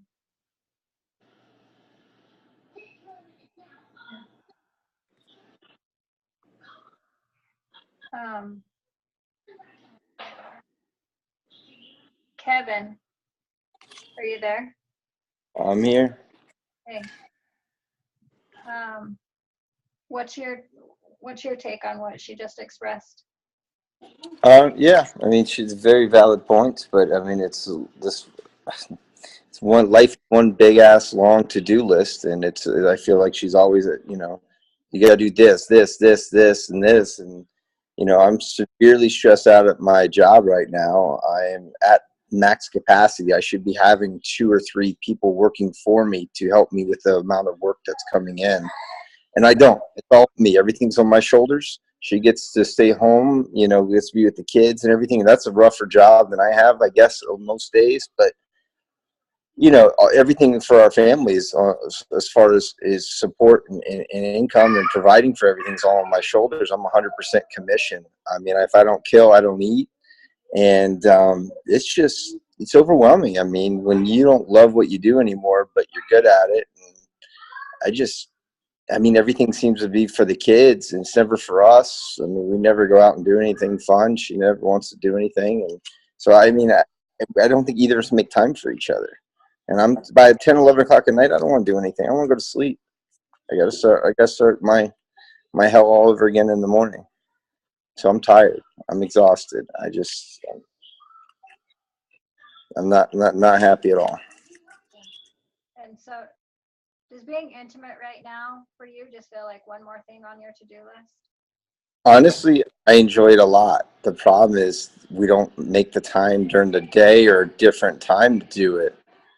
At night, at 10 o'clock, 11 o'clock, I'm physically and mentally exhausted from work and everything else and the kids. And no, it's not something I want to do. But when we actually do it, it's awesome. Like, I love it. It's just, when do we find time to do it? Between the kids, they're off for summer now. And, I don't know. I don't know when adults are supposed to, I don't know. Afternoon romps at a hotel. I don't know. That would be better. That would work. I wouldn't be exhausted. I wouldn't be mentally fatigued. I'd probably enjoy a nice little break from work and be with my wife and be intimate. But 10 o'clock at night, with the stress that is on my plate right now, is not working. And I know that Luli's at her wit's end. Let me ask this. Does the to-do list always come before being intimate with each other? Do you have a to-do list that always comes first? Do the dishes have to be done? Does cleaning have to be done? Do the kids always have to be completely taken care of? Is everything first on your to-do list before? Yeah, everything's first, and then if there's anything left, we're supposed to try to spend time with each other. But there's just not enough in our gas tanks at the end of the day. Yeah. Like we're running on fumes by then. Yeah. One of the biggest things that had helped Travis and I with that was learning to let everything else go and know that our connection came first and it was most important. And when you put it as a priority, then it becomes a priority. But if you don't put it as a priority, it will never be your priority. Everything else will always come first. Well, with 6 children, Jen, what were some creative ideas to just even not just sex, but just intimacy? How did you guys sneak off or do things that helped? I mean, you obviously have a lot on your plate too. Yeah. So one of the things that you could try is when you get home from work and it's dinner time, can you get the kids dinner, let them eat, go to the bedroom, lock the door, and have time together while the kids are eating dinner? Do you have to be there at the dinner table with them while they're eating? Do you guys, I know you have do you have older kids that can help with younger kids? I don't know the age of your guys' kids. I don't think Wyatt will let Lily alone for more than 2 minutes, but he'd be banging on the door, screaming. But I'm willing to try that. I don't know if Lily is. Yeah. This is all about creating boundaries with your kids too. Like I was saying before, my 3 and my 4-year-old, one of the biggest things that they like to do when Travis and I are hugging or holding hands or sitting next to each other, they always want to come and sit in between us, always. But we are continually, moving them over and saying, nope, mom and dad get to sit by each other, you get to sit here. And so part of that is also learning to teach your children that mom and dad get time together also. And it might take a few times of having him bang on the door while you are in the bedroom spending time together. But the more that you guys can get them to understand that mom and dad get time together and they get to be okay with you guys having time together, then the easier it's going to get for you guys and the easier it will get for your kids. But as long as you continue in the pattern that you're in, you guys aren't going to get time together. Your kids are not going to respect your time together, and they're not going to allow you to have time together. But it is going to be a learning curve. Like, we have let our 3-year-old bang on the door and scream and, just say, look, it's mom and dad's time right now. You're okay. We will be out in a little bit. We will be able to come spend time with you. Go find something to do. Go find a car to play with. Go find a toy to play with. Go ride your tricycle. Go find something to do. You will be okay. We will be able to spend time with you soon. And the more you do that, the more the kids will get used to it. The more that they'll know that mom and dad, you guys get time together too. Lily, are you there? What are your thoughts? That for sure, but the problem is most of the time when he comes home, I would say 90% of the time, he might sit just to eat and he's back at work. There's no disconnection. So, and then on days that it seems convenient, he wants the kids to be on me like bubblegum. And then on other days, he doesn't. So there's no consistency as far as, like a routine. Yeah. So it's almost like I don't know how he's going to walk in. I'm like, what's going to happen today? And then now in the summer, yes, our little one falls asleep like at 10, but now he's sleeping in. But Kev is still tired. if he's waking up at 7 and we went to sleep at 10, or he's still tired. So it's like, yeah, he might go to sleep later, but now he's sleeping in. So we have time in the morning. Yeah. It really is about you guys making it a priority. And getting creative on how to make it a priority. If it's not a priority, you won't get creative. Yeah, and I think ultimately that's what's happening. There's no interest on either one of our parts to do that. So I'm just like, it's fine, it's okay, but you can't just randomly be like, hey, today I feel awesome after I've been wounded, the whole week. So I'm working really hard on filling my own love tank, and I still find myself depending on if he's giving me attention or love, because I like that whole childhood stuff that I'm working on. But I just find myself growing more and more apart, because it's like, wow, if I'm super independent from you now and I'm not codependent and I'm doing the kids and I'm doing the stuff, then I'm just like, that's fine, I'll do my own thing. But it's making the situation just worse and worse and worse. Yeah. There is definitely the learning curve with the whole changing from dependency to non-dependency to dependency to independent. I know there was definitely a learning curve there for me as well.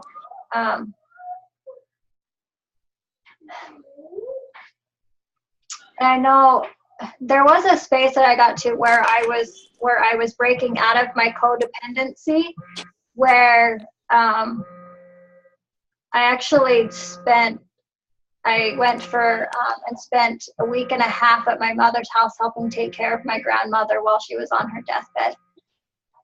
And the day that my grandma passed away, that morning, I called Travis to let him know, and I knew he had a busy day at work, and that is when I was breaking free of my codependency of Travis. And I called him and he's like, do you want me to come up? And I was at a space where usually I'd be like, yeah, because I can't handle this on my own, like I'm too emotional, like, yeah, come save me. But I had got to a point where I was good with me and I knew I could handle it. And in that moment, like, I even told my mom, like, wow, like, that is really weird. Like, I don't need you to come right now. Like, this is strange. This is weird. Like, I'm not sure how to handle it, actually. So also realizing that, yes, as you guys are breaking out of your codependency, that, yeah, there's going to be things that come up. Like, it's a whole new learning curve in and of itself, along with everything else that you are learning right now, right? And like I said before with everyone else, like, you get to exercise patience with yourself, and you get to exercise patience with each other with that as well. It's like you are learning how to be codependent, and if you still sometimes feel like you are dependent upon him, awesome. Be okay with where you're at. You're learning, and it's a growing process. And just learn to be okay with that and love yourself where you are and where you're at. Like, if you're feeling dependent that day, awesome. That's where you're at, and it's okay. I'm just having like moments now where I'm like, why are we together? Like, if I don't, it's like this, if I feel fulfilled myself, then I don't want to share my life with you, because you're in a whole nother like plane of what your expectations, like, we've grown apart as far as our goals so drastically that the more I become self-fulfilled, the more I see myself not wanting to be with him. So that's my big struggle, because I don't want to force him to change, and I don't want him to force me to change. So I'm just like, if you're not happy, it's okay to look for happiness somewhere else, but stop us being miserable. We can't be miserable like this for the next 15 years. This is ridiculous. Yeah. So I'm just kind of like in that rut right now.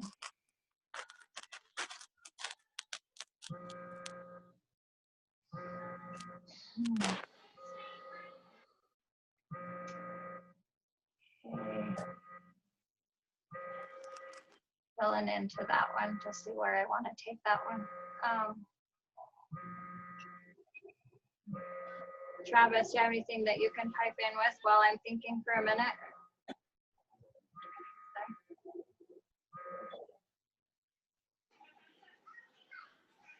I'm not as quick on the inspiration as Christopher is sometimes. Takes me a minute. Oh, that's fine. I'm not quick on anything right now. I was just like, I wanted to be honest because I feel like we should have been saying this stuff before, but it's almost like he's still like, there's a bunch of people in the class. I don't want to share all my information. And I'm like, I do. I want to see if this is fixable. Yeah. So now do you feel like you're in desperation mode because now it's coming to the end and you didn't share what it is that you wanted to share the whole time? And so now Yeah, because this is and that was the thing when he wanted to do this class, when he suggested it, I knew he wasn't in the mindset for this class, and that's a big problem of what's going on is the exercises and stuff haven't really been fulfilled the way they should be. And in my mind, I'm like, I set goals and I'm like, if we don't do this, this is going to be like a deal breaker for me.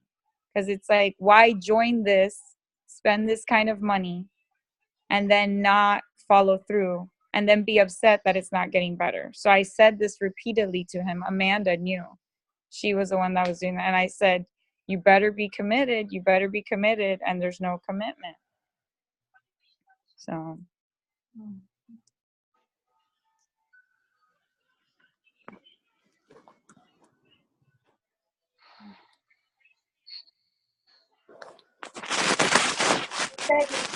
you feel like you're growing apart, you're not growing together because your goals are different or what you want is different. Yeah. And then of me not, like me looking at this inner stuff that I'm fixing or healing, I'm like, it's okay if you don't want the same things. That's cool. But we can't be miserable 15 years together because we don't want the same things for the sake of just staying together. Mm-hmm.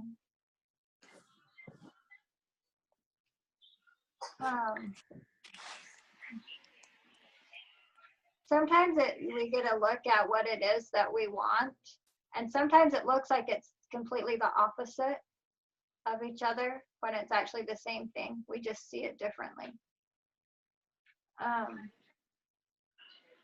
So what is it that you want? What do you want? What is your dream? What is your goals? Yeah. And I think like right now, ultimately my goal is the family.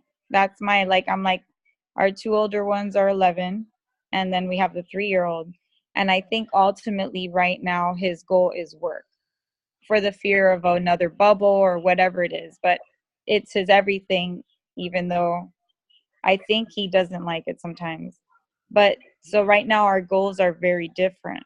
So it seems like sometimes what keeps us together is more of that we have 2 kids from previous relationships. And, you know, we've all been together for a really long time, and then a financial burden.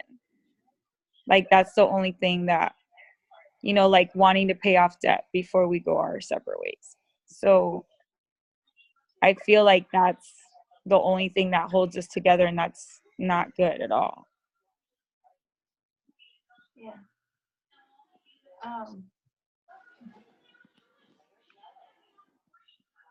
Yeah. It's actually building up more anger and more resentment towards each other. Yeah. Yeah, because it's like now I'm going to go start back work for nursing so I can help pay off our debt and stuff to accelerate things. Because I'm like, well, once everything is paid off, then what's left? You know, like.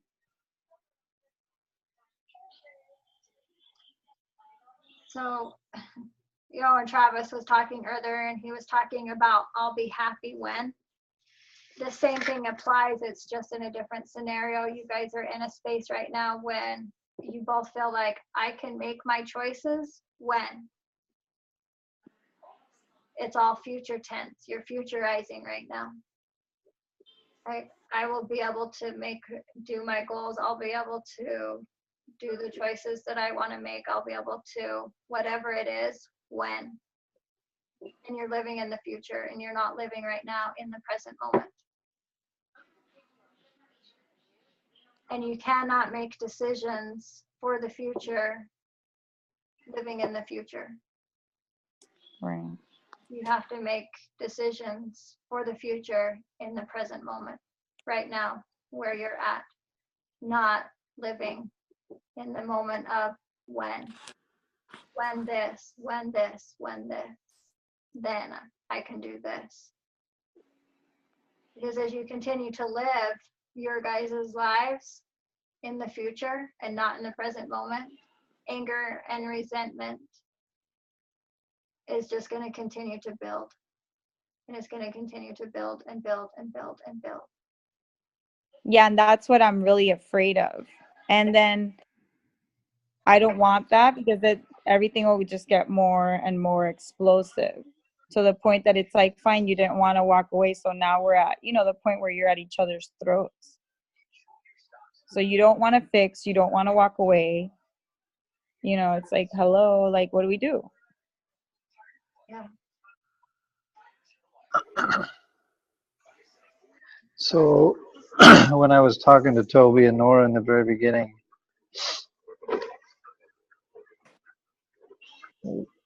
what is your why?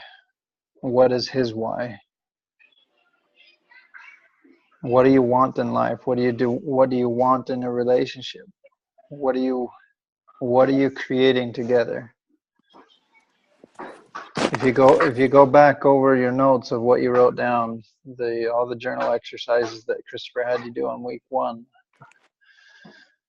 I can't tell you how many times I've had to return back to that. What's our why? And for me, in a lot of ways, it's been a big frustration for where I'm at with Jennifer, because she struggled with coming up with a why. She has a hope for the future, but in a lot of ways, I'm still unclear on all of what her dreams and aspirations are. It's uncommunicated to me. The why, the direction, the course is what gets you through the storms. Like right now, you guys have a massive storm right in front of your face. And you think he has a different why, and he thinks you have a different why. And so instead of coming together and blazing through the storm together, you're drifting apart. I highly encourage you to reconnect yourself to the why. Reconnect yourself to what is it that you're wanting to create. What do you want life to be like for each of you? Because my guess is if you ultimately come back to it, you're both wanting the same thing. You're just looking at it differently. You see it differently. And in the space that you're in, you're not going to be able to generate creative results or creative new ways to create the connection, create the intimacy, to create everything that your dreams and his dreams, and create that aspiration. You can't create that in this space. But returning back to your why and remembering what it is that you're looking for, what it is that you're wanting to create. It's like realizing you were on a journey and suddenly you're 10 miles off course. Oh shit, we got to backtrack. We got to go back over here because this is not where we wanted to be going.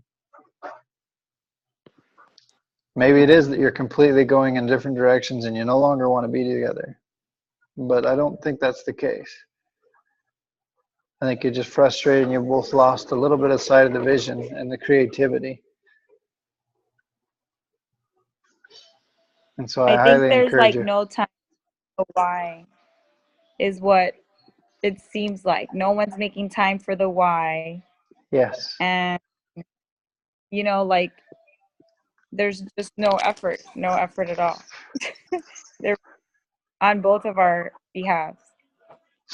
And if you're not going towards your why, you're not going towards your why. You're going somewhere else, which is where you're both finding yourselves in. So either your why still isn't big enough, or you haven't intimately connected with your why.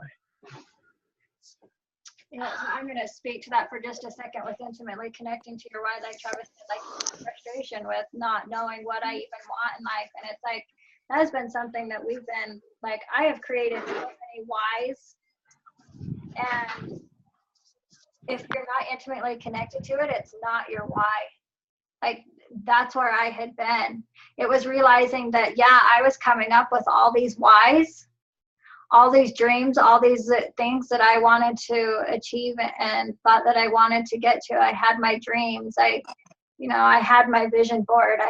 I wrote it all out just to realize that it really wasn't my why. I was still living my life for someone else. I was still trying to create my why out of what I thought someone else wanted me to have, wanted to create, what they And wanted. I think that's what I think. Yes, I think that's what's happening with Kevin. I don't think his why is his valid why.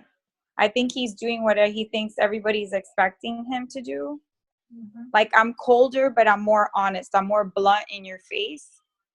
But because of that, I know for sure that's my why. But I think he's not sure on his why. So it's like, how do we come together on the why when it's lost in translation because that really wasn't his why. Yep. And if it's really not your why, you won't make the effort to actually achieve it because you really don't want it. And instead you go into sabotage mode because it's not actually your why. Because you get to the point where you're already tired of living your life for someone else. Like, we've all sold ourselves out for whatever. Like, we all have. And when you get to a point where you've done it enough, you don't feel like you don't know how to continue on. You can't sell yourself out anymore, but it's just your pattern, it's your habit.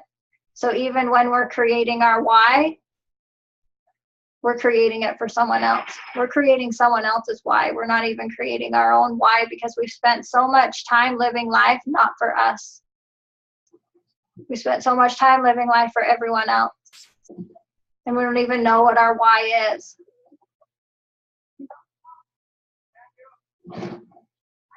So when Travis was talking about making sure you're intimately connected to your why, being intimately connected to your why is making sure that your why is really actually your why. Don't make a why for anyone else. It has to be your why.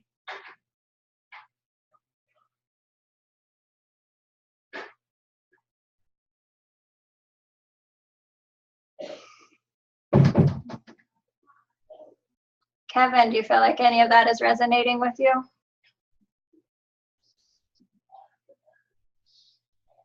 Yeah. I mean, it's been so long since I had my own hobbies, my own likes. It's just, I don't know. I feel so lost sometimes and so frustrated and angered. Don't have any way to get it out. And I need to just be able to, I don't know. I've been, kind of like Aaron, I've repressed my emotions for so long, and I just do a great job of doing that for the last, 20 years or something, that I don't even know what it is I'm feeling half the time. I don't know how to go under the onion, peel back the layers very well, and figure out what the fuck is causing some of this shit and get clear on it. It's just overwhelming, and I just want to go into like fuck it mode and just don't do anything about it because it just feels so overwhelming sometimes. There's just so much on the plate. No one told me being an adult was going to be such a pain in the ass. I want to have a little joy again in my life, and I don't have any right now. Yeah. You feel like you're continually being slammed by the waves of life? Yeah, I feel like I'm doggy paddling. It's getting very tiring.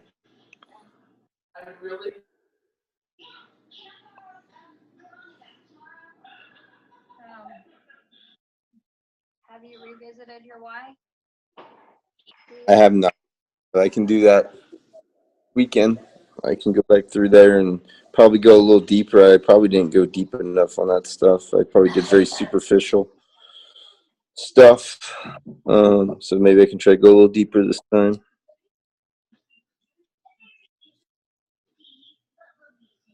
It really is I'm going to let Travis in.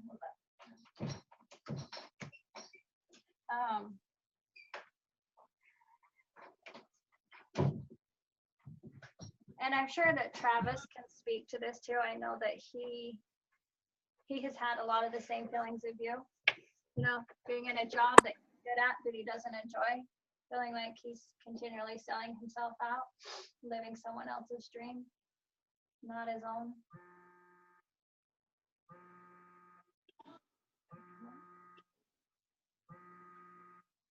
Yeah, like for me, like my whole life has been, our whole adult life has been living my life for someone else. Whether that was my wife and providing for the entire income for our family, whether that was everything I made went to my kids or something else. Like it was like all a sacrifice. Everything about me was for someone else. And I completely, like you said, I've lost sight of the playfulness. I lost sight of what am I working for? Everything I do is for someone else. Who am I? There's a lot of painful realizations in there. And so for me, my why has been trying to reconnect to what is it that I want. Yes, I'm still a provider. Yes, I'm still caring for my family and my kids and my wife. What about me? What about my inner child? What about me? What do I get to create for me?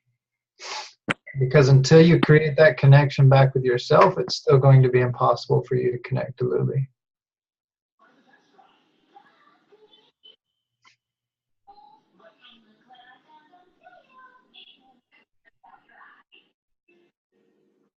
So how do you explore that? How do you go deep within when you never have and you're not sure where the hell to go, where to start, what to explore? Like, how do you find yourself when you're at a place in your life when you're like, how the fuck did I get here?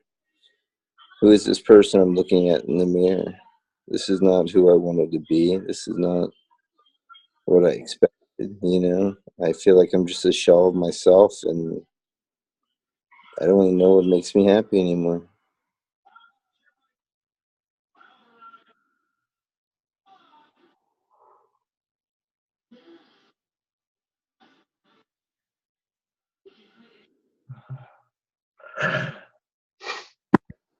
That's an emotional one for me. And Lily, breathe and be present. Like this has nothing to do with you.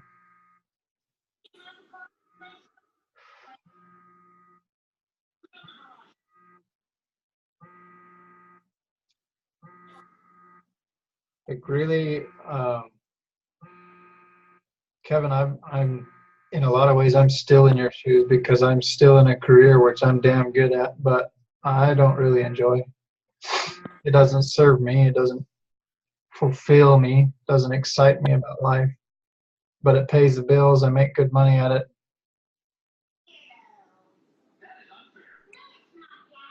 I feel like my job's taking my soul a little bit at a time. Yes. And it's just beating me down. Yep, exactly. And there's not much left. I know. So I'm sitting over here. I got tears welling up in my eyes because I feel you. I know where you're at.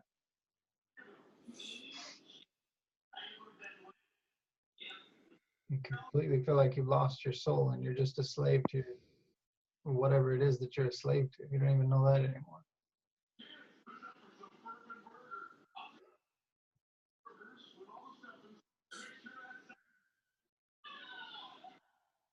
How much time do you connect to just you?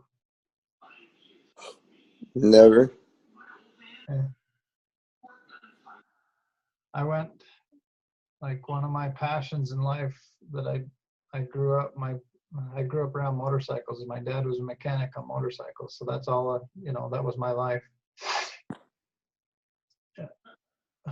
Fixing and tinkering and playing on motorcycles. I wanted to be a racer. We didn't have the ability as a family to do so.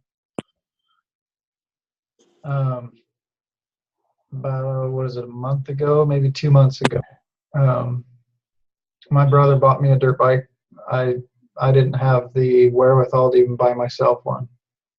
I didn't value myself enough. I wanted one, didn't value it. Everything I had was to have fun with my kids and not myself. So I finally took a weekend for myself, and I went on well, it wasn't a friendly week anyway. It was kind of a rough point for Jennifer and I during that week. And in that, I knew I had to take some time for me. I'm like, fine. So I said, screw it. I'm leaving. I wanted to be with Jennifer, but I knew I needed to take some time for just me. And so I went and took the dirt bike. I just barely got it. Went to my favorite riding area, and I literally sat there for 3 hours, unable to get out of my truck and ride my freaking dirt bike. I sat there and I cried because I didn't know how to take time for me.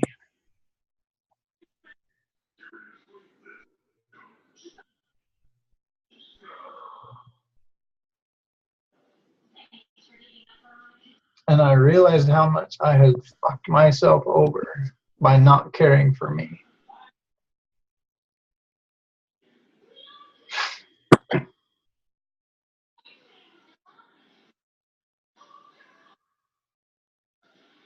You can only give so long before you run out. And in the end, you'll find that you're completely empty, and everything that you thought you were working towards vanishes right in front of your eyes. The best thing, Kevin, you can do for you is to find a way to take time for you. Like for me, I had to say, like, I'm kind of a one-man show like you. I'm everything in my business. Me and my brother are partners, but it's like if I don't show up, I don't make money. So it's 100% commission, like you said. And I had to get to the point where, like, I am more important than any client that I have. And until I got to that space, you're basically screwed. If everyone else is more important than you, it ain't going to work for you. You got to find a space where yes, work is important. But for me, my relationship with my wife has become to the point where I value my relationship to her beyond anything I create at work. Like I always say, screw work. I'll go live in a box if I have to. Not that that's not what I want, but that's where my heart is. That's where I had to come to where I valued her more than anything, more than my clients, more than anything else. That was the space that I had to come to.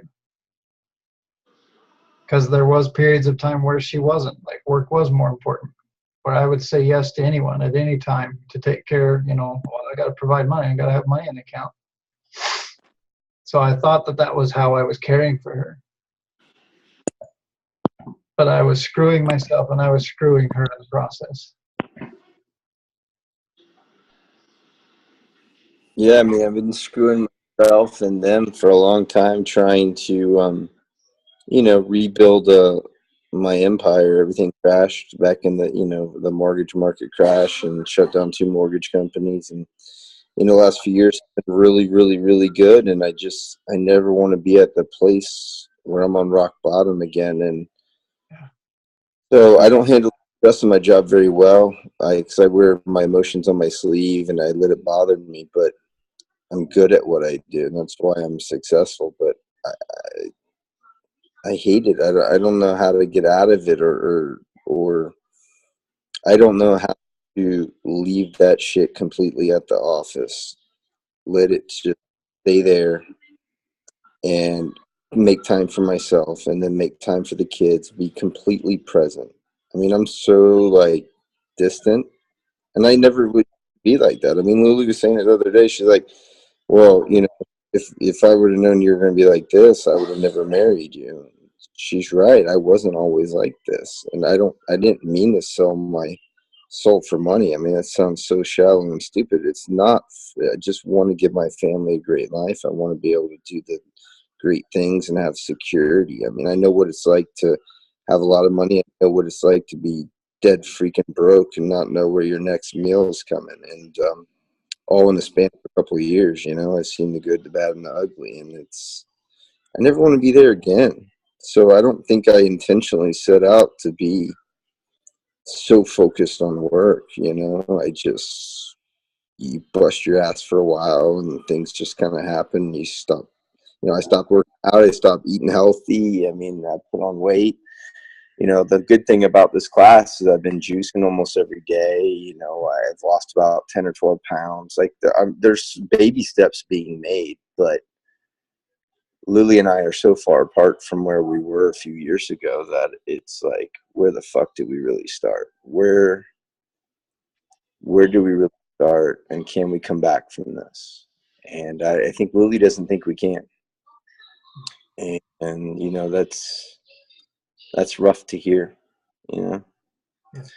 But I know my biggest thing is being present, but also finding time for me to just have a stress relief. I used to play lacrosse. I used to get out all my stress by beating people up, you know, and then go have beers afterwards. So, you know, it was a great stress relief. But I gave myself too many concussions, so I had to stop doing that. And never really picked up another sport that was maybe a little easier, but still get some aggression out.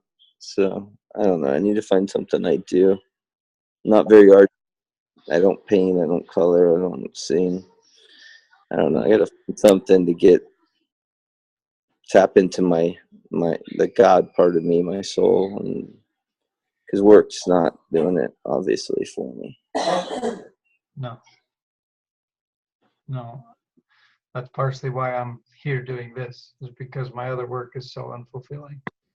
Like, I'm passionate about seeing people's relationships succeed. They don't need to be in pain. So what is it that, like, Kevin, like, you need to take a weekend, take a day, like, just say, all right, everything gets put on hold and I get to take a day off. All you guys can just be patient while I sort whatever out. But you've got to learn, you've got to connect with you. Connect with your why. Like, what your why is and what Lily's why is not that different. You have a different approach. Like, for me, I get it. Back in 08, like, I lost my ass. Me and my brother lost over 750 grand in a couple business ventures we were in. We had to file bankruptcy 2010. It's like, I get it. I walked that road where, like, shit, what do I do? Everything that I built just disappeared. And so, like, for me, I have kind of the same hunger and drive. Like, I don't ever want to be in those shoes again. So I'll work extra hard. I'll work long hours. I'll work 10, 12, 15-hour days if I have to.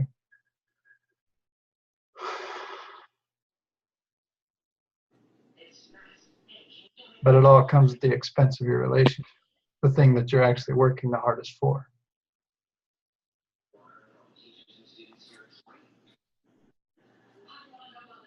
You got to reconnect to you, whether that's, I don't know, whatever sport it is, whatever fun.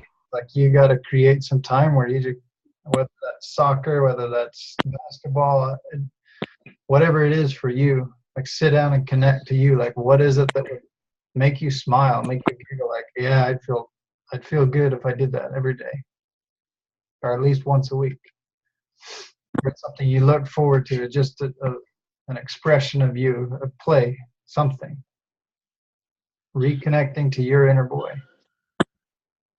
Like, you're not in this space. You hate your mortgage industry. You're damn good at it. You're doing really good. You hate it. In this space, in this frame of mind, you're not going to find the way out.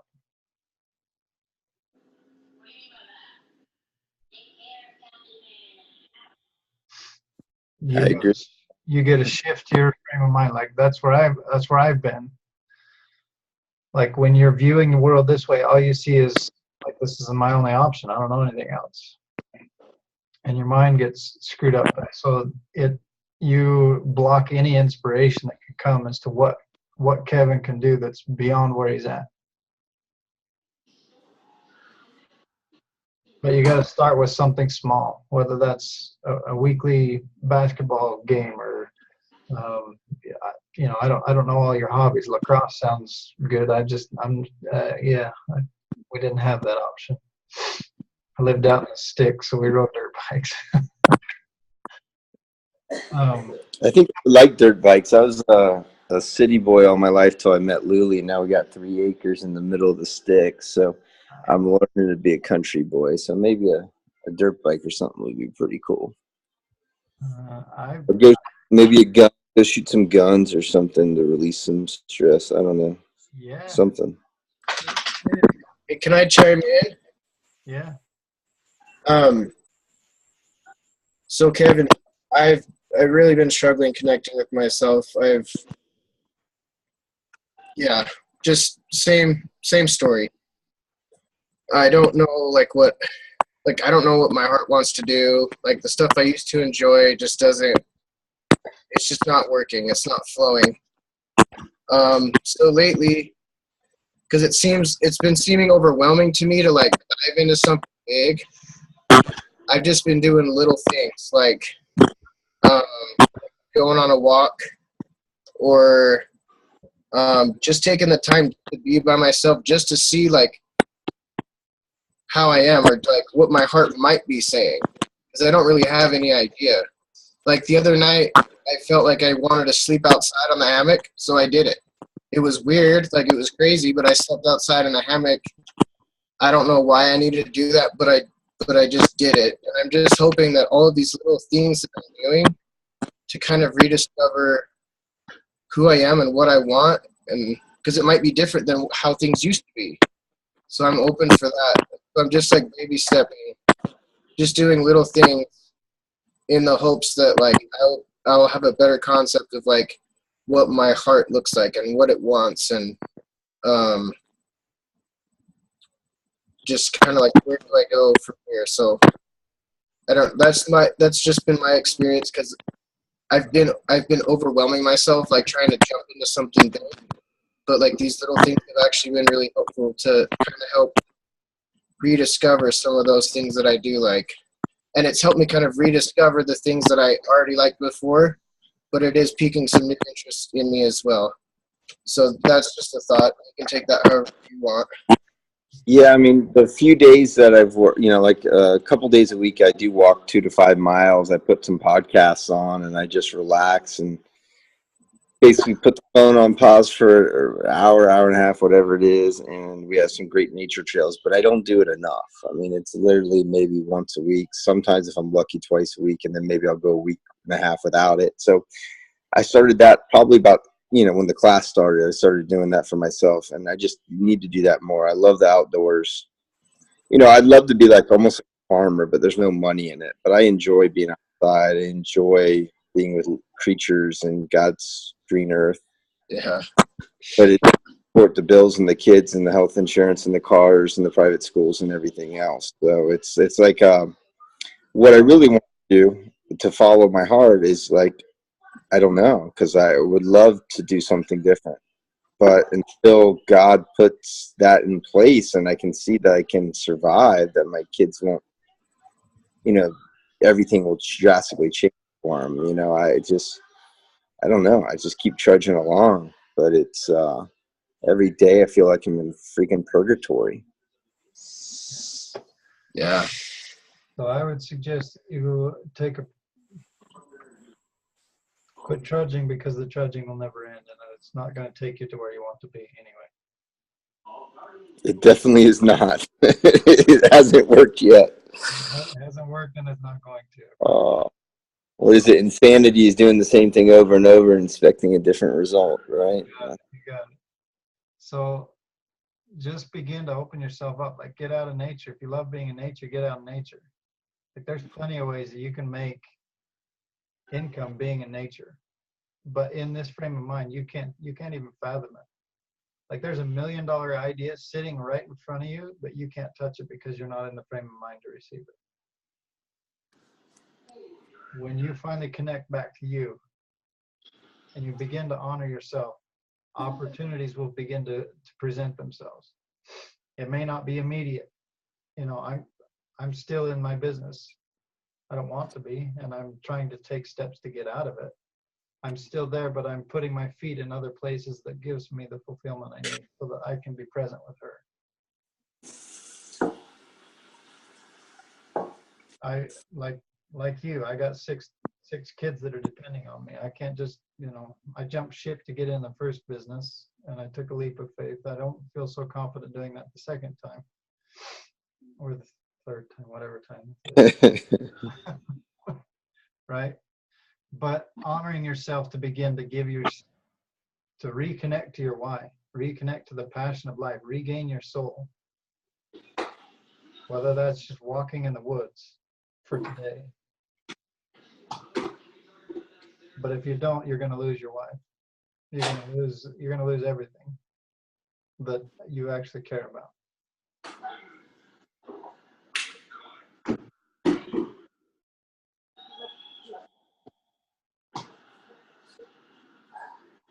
Maybe I'll just go for even like a 15, 20-minute walk right after work just to decompress before I come home.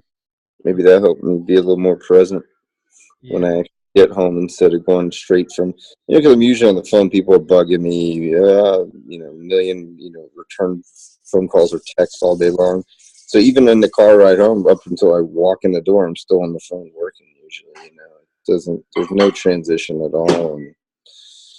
And I feel like I'm letting people down if I don't do get back to them. But I have more business than I want, to be honest with you right now. Yeah.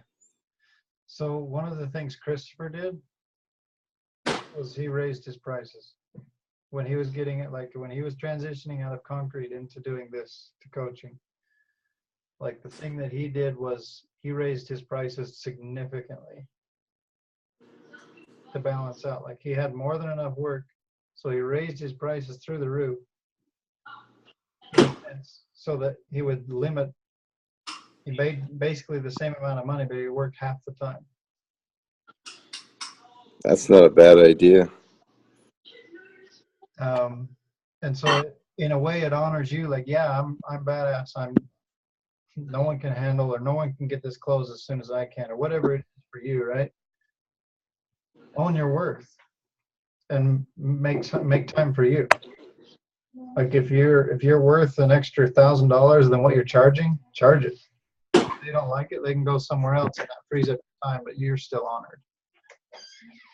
And I have done a better job at that in the last couple of years. I used to, never want to say no to business, but the last couple of years, with my mortgage coach and stuff, I've done a lot better job of just referring a lot of stuff out that if it's not in my wheelhouse or it's too small, there's not a lot of money in it, or it's just going to be a big pain in the butt. Even if I can do it, I'm just turning it all away and blessing someone else with that business that might not have as much. So it actually has worked out pretty good.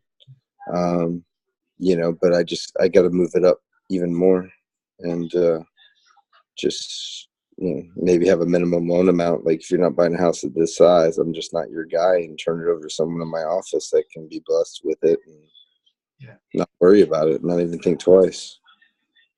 What you want is more time for you and more time for your family, with plenty of. Yes, I want balance.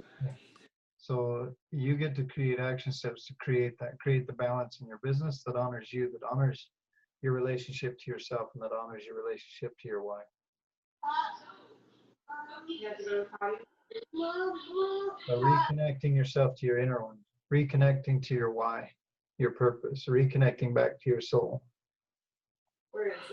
will help you facilitate that, because then you see that I am worth. Like, yeah, I know you got questions. You can sit down and hold on. I'll answer you tomorrow when I have time. But right now, I'm with my wife, or I'm with my kids. They're more important to me than you are. When you have fully connected to your why, then it's easy to see it that way.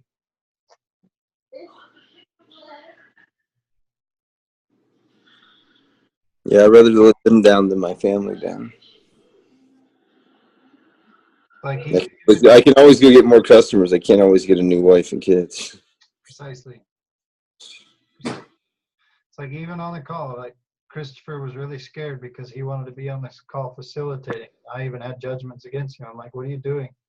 He valued his daughter's graduation, and he was scared because he really values every one of you, but he wanted to honor her. That was a really hard decision for him today to do that. So he honored himself and he honored his daughter and his relationship to her first. And so I'm offering that as an example to you. Honor yourself, honor your relationship to your wife before your clients. Like when it's work time, it's work time. When it's me time and family time, it's family time. Screw up. I'm present with her right now. I'll take care of you tomorrow.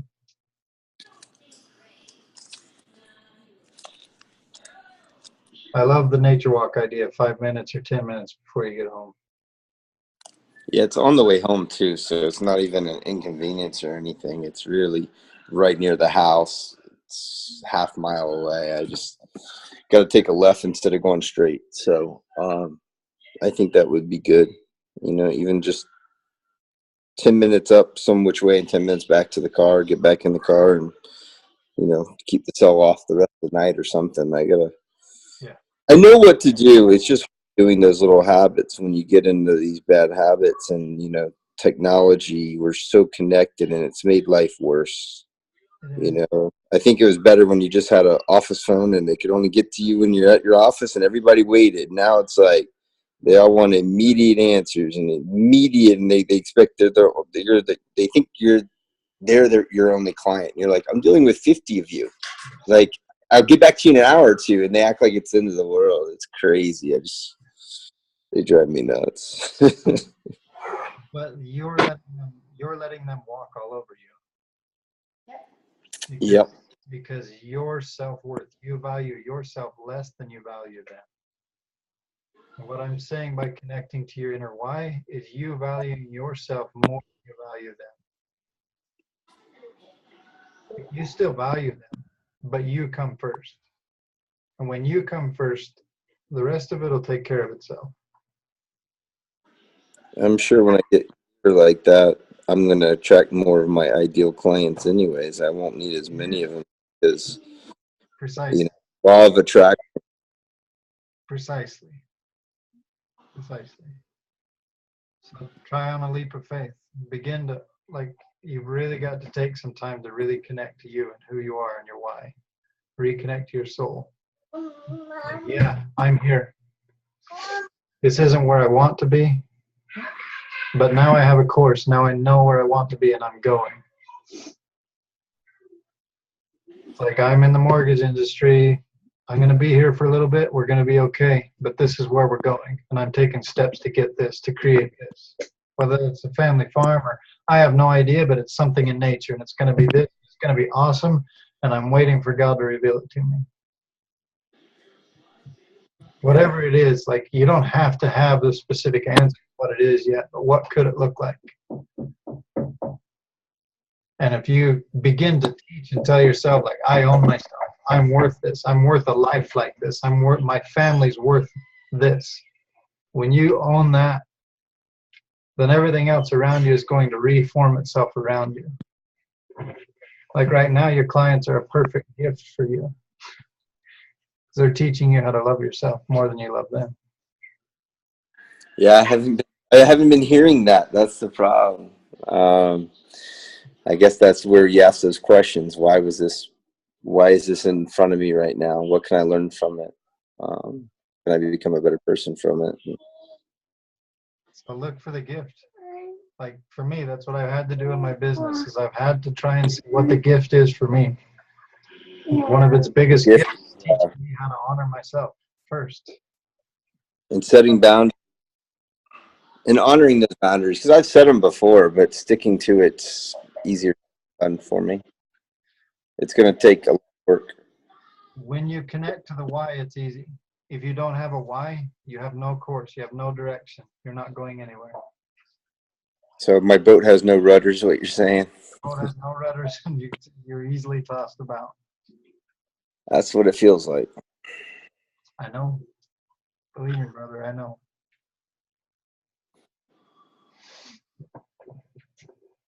Take courage. Connect to your why. Connect to you. The more you connect to you, the more you connect to inspiration, God, the more the inspiration and all these creative ideas that will take you where the dream that you really do want, those can all begin to flow. But right now, you're like cut off. Well, I'm a slave. Even if the idea came, I'd probably just dismiss it right now, or not even. That's not even possible. That'd never work. Right? You're not even in the frame of mind for God to give it to you. I wouldn't do anything with it right now. But if you connect to you, if you find who you really are inside again, whatever that answer is, it can be given. And it may come in little steps, because Kevin's not quite ready for that one, but I can give him this one, which will lead him to the next one. Right? That's where I'm at. I'm taking baby steps. So this one's yummy. So I'm walking with this one. And I'm waiting for the next one to show up.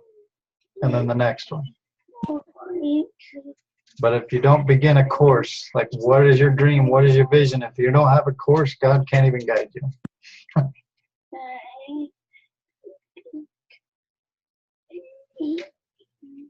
You have anything else to add, honey?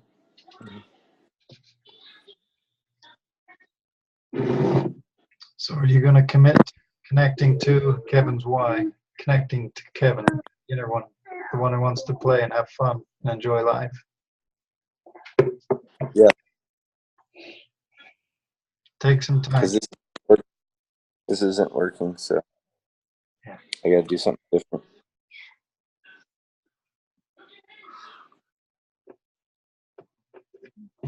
Reach out if you need support during the week. Like, let me know, man. I'm not quite the same story, but I'm walking the same road. That would be awesome. Thank you.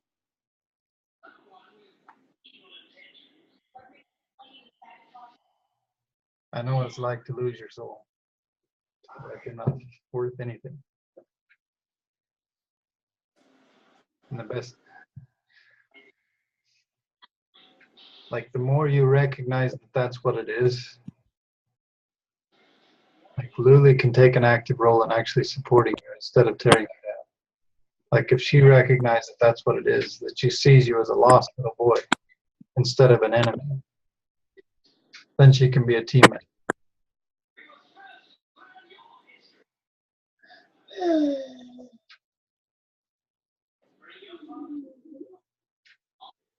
We got to realign you two so where you're working towards a definite end, to a definite chief aim, as Napoleon Hill told you.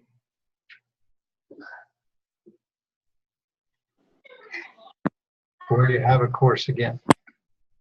You create that course again, you create the unity, you create the connection between the two of you. You've reunited on the course and the direction you're headed.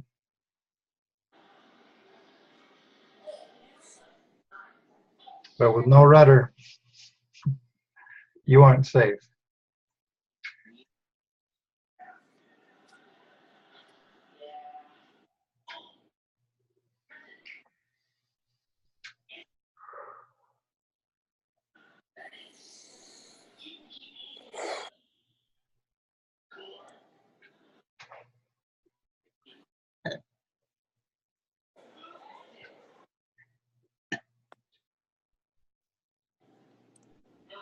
Thank you.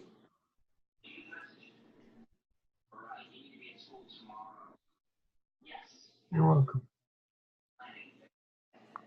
And don't worry, we all have messy days. Today was a really messy day for me. And even in my messiness, I still serve each of you.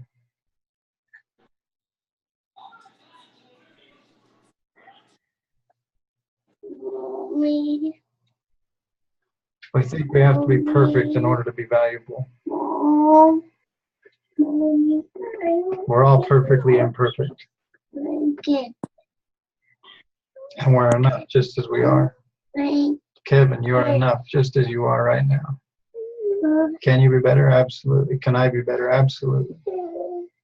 But we're each lovable just as we are right now in this moment.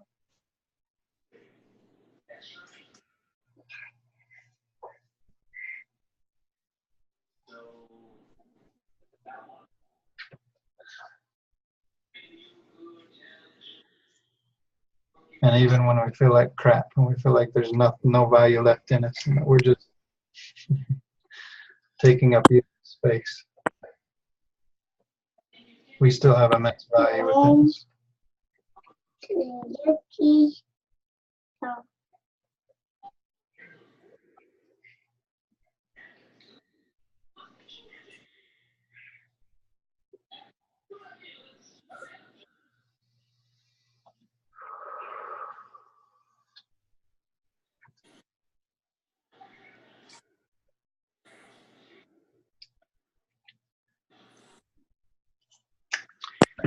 Part of my pattern is I get criticized that by when I'm in my shit and my pain, I retract. I'm a lone wolf. I'll go and be by myself. I'll figure my shit out by myself.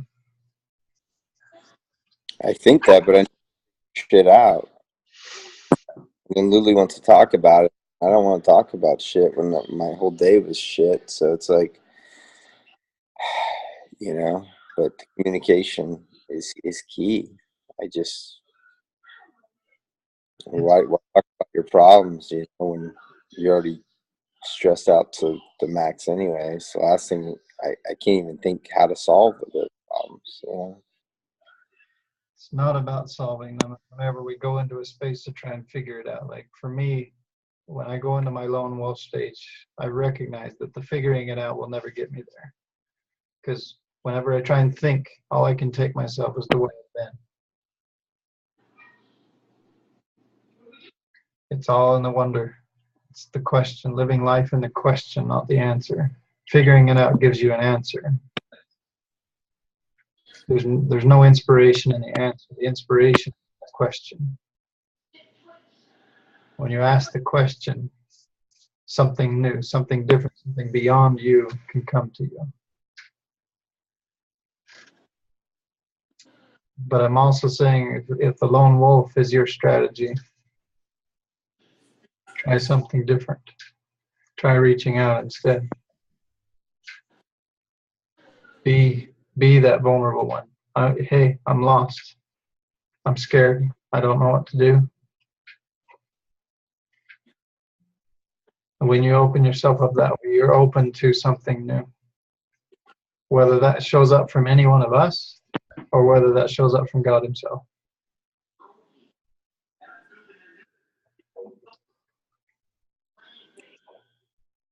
Yeah, my dad, he had the same group of guys they met with. They still meet like 40 years later every Saturday. Maybe they do it Friday now because they're all retired, but they used to do it Saturday mornings every week. And they used to be able to just talk about the things going on in their lives and you know, just have that shoulder to cry on, that shoulder to laugh on, you know, that like 5 or 6 guys. I think that's, I don't really have anyone to reach out to right now, you know, and so this feels pretty good, even though it's kind of stressful. I mean, just being on this call with everybody, you know, we're all going through a lot of similar stuff, just trying to figure out life together and figure out how to make it better. It feels good to be with all of you guys this journey. So thank you. You're not alone. Oftentimes we retract because we think it's unique or we're just screwed up. There's something fundamentally flawed about us. It's not the case.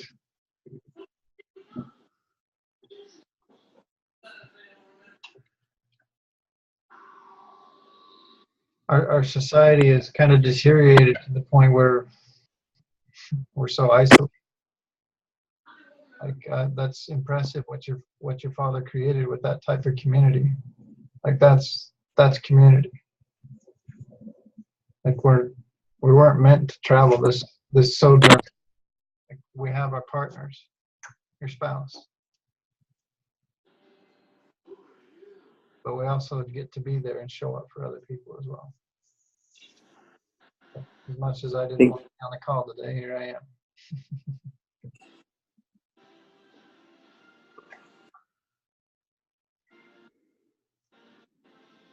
because I thought I was in too much of a mess to show up to offer anything of support for anyone else. Well, we showed up. At least I did as a bigger mess, so you did good.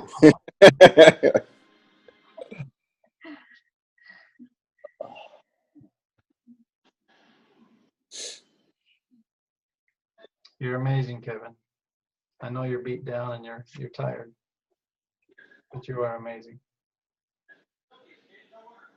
Thank you.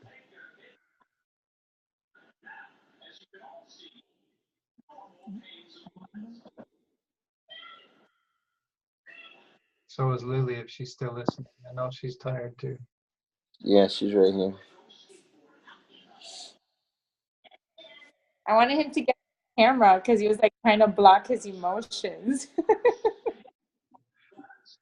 Why do you think I had my camera off the whole time? Yeah.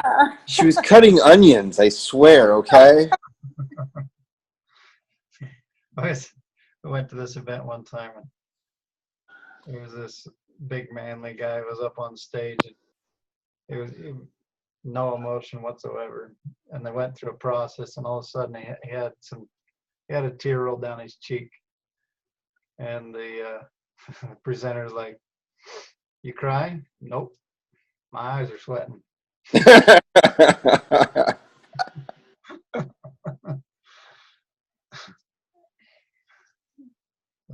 Anyway, emotion's safe here. You're safe to be seen. You're safe to be you, even when we don't feel like we are.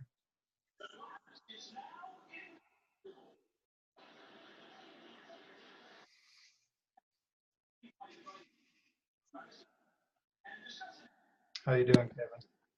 You ready? I think I'm doing much better than before the call. It feels good to get some stuff off your chest that you don't readily talk to people about or admit, you know. You know, you don't want to admit some of the stuff we go through, you know. I guess I don't know, you don't want to be a burden to other people or you don't want to be negative, but, you know, and so it's not really just being negative, it's just being on. Yes, don't want to look weak. That's your big one. Okay. Yes, honey. I don't want to look weak. But it's not really being in touch with who you are and what you want. It's actually being very strong and courageous. Yes. It's stronger to show emotion than to not show emotion. It's stronger to show weakness than it is to only show strength. The healthy masculine is able to do both, to be the strong one and also to be the weak one, to show the vulnerability. Right, you want to film? And you did amazing. Thank you for opening up. I don't think I had a choice. Thank you, Lily. You got pushed over the edge on that one. I did. I got thrown under the bus. But see, now it's out. Now it was communicated. Now it feels better, actually. Now you can shift and now you can move and now you can create something new. You can move to where you want to be. This is why it's so important to express, to get it out. Carrying the shit just makes it bigger inside, makes it explode. Like, learning how to communicate just as we did on the call.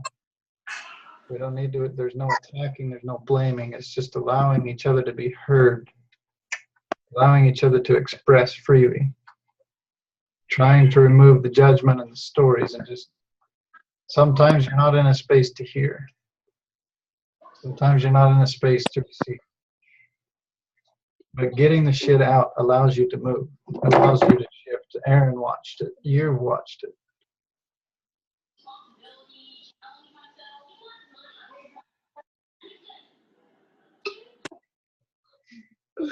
You all did amazing. Is there anything else we can support you with today?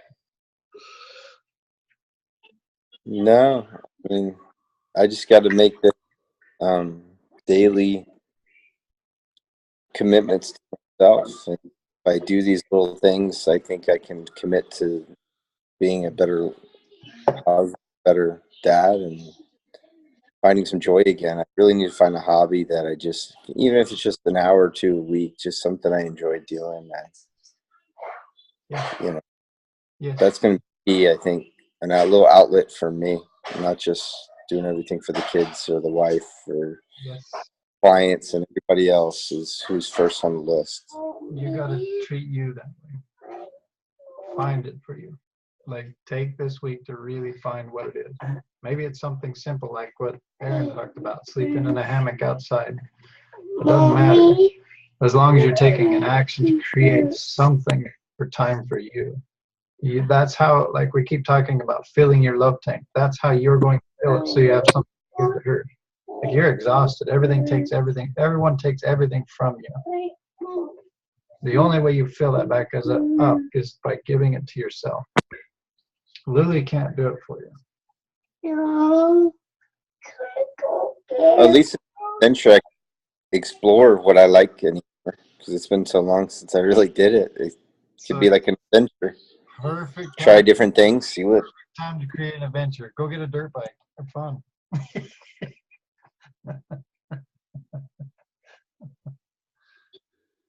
Anything.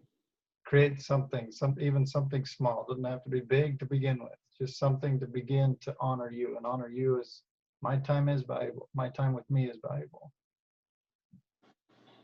By doing that, you create it for Lily. You'll value her immensely more when you finally value yourself. Because, like, you're treating her the way you treat yourself. Everything else is more important. Yeah. I'm treating her like myself. That's not good.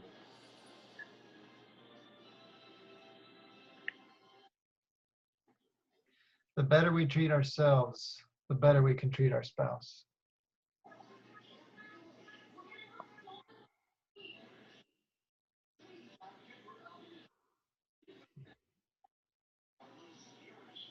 It's like I told Nora and Toby when I was in conversation with them. I hope you guys are finding this valuable. This is a way longer call than what it normally is. Christopher's much quicker than we are.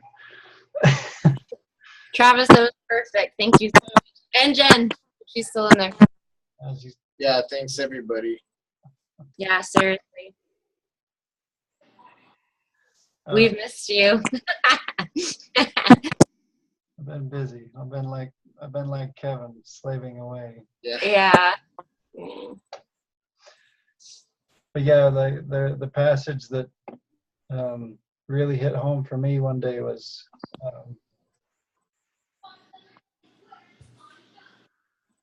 love your neighbor as yourself. Mm-hmm.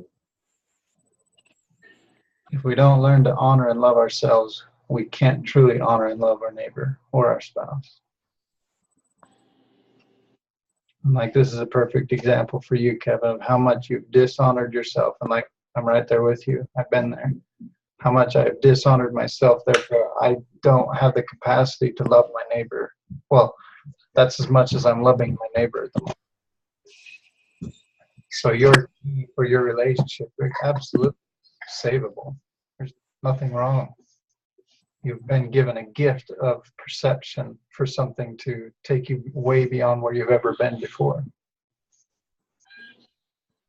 You're learning how to love yourself again. By so doing, now you can offer love to her.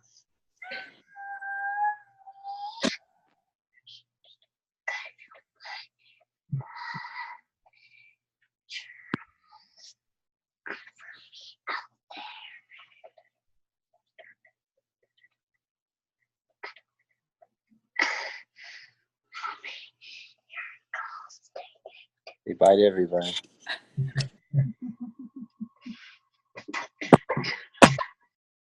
I love each of you. Thank you for showing up.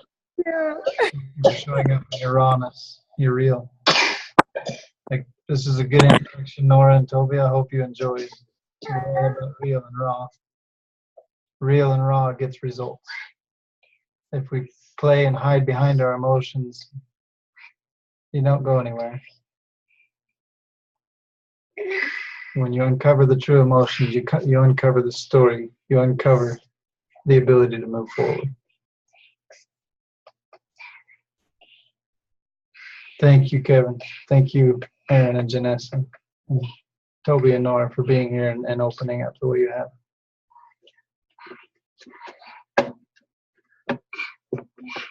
We'll see you guys all next week.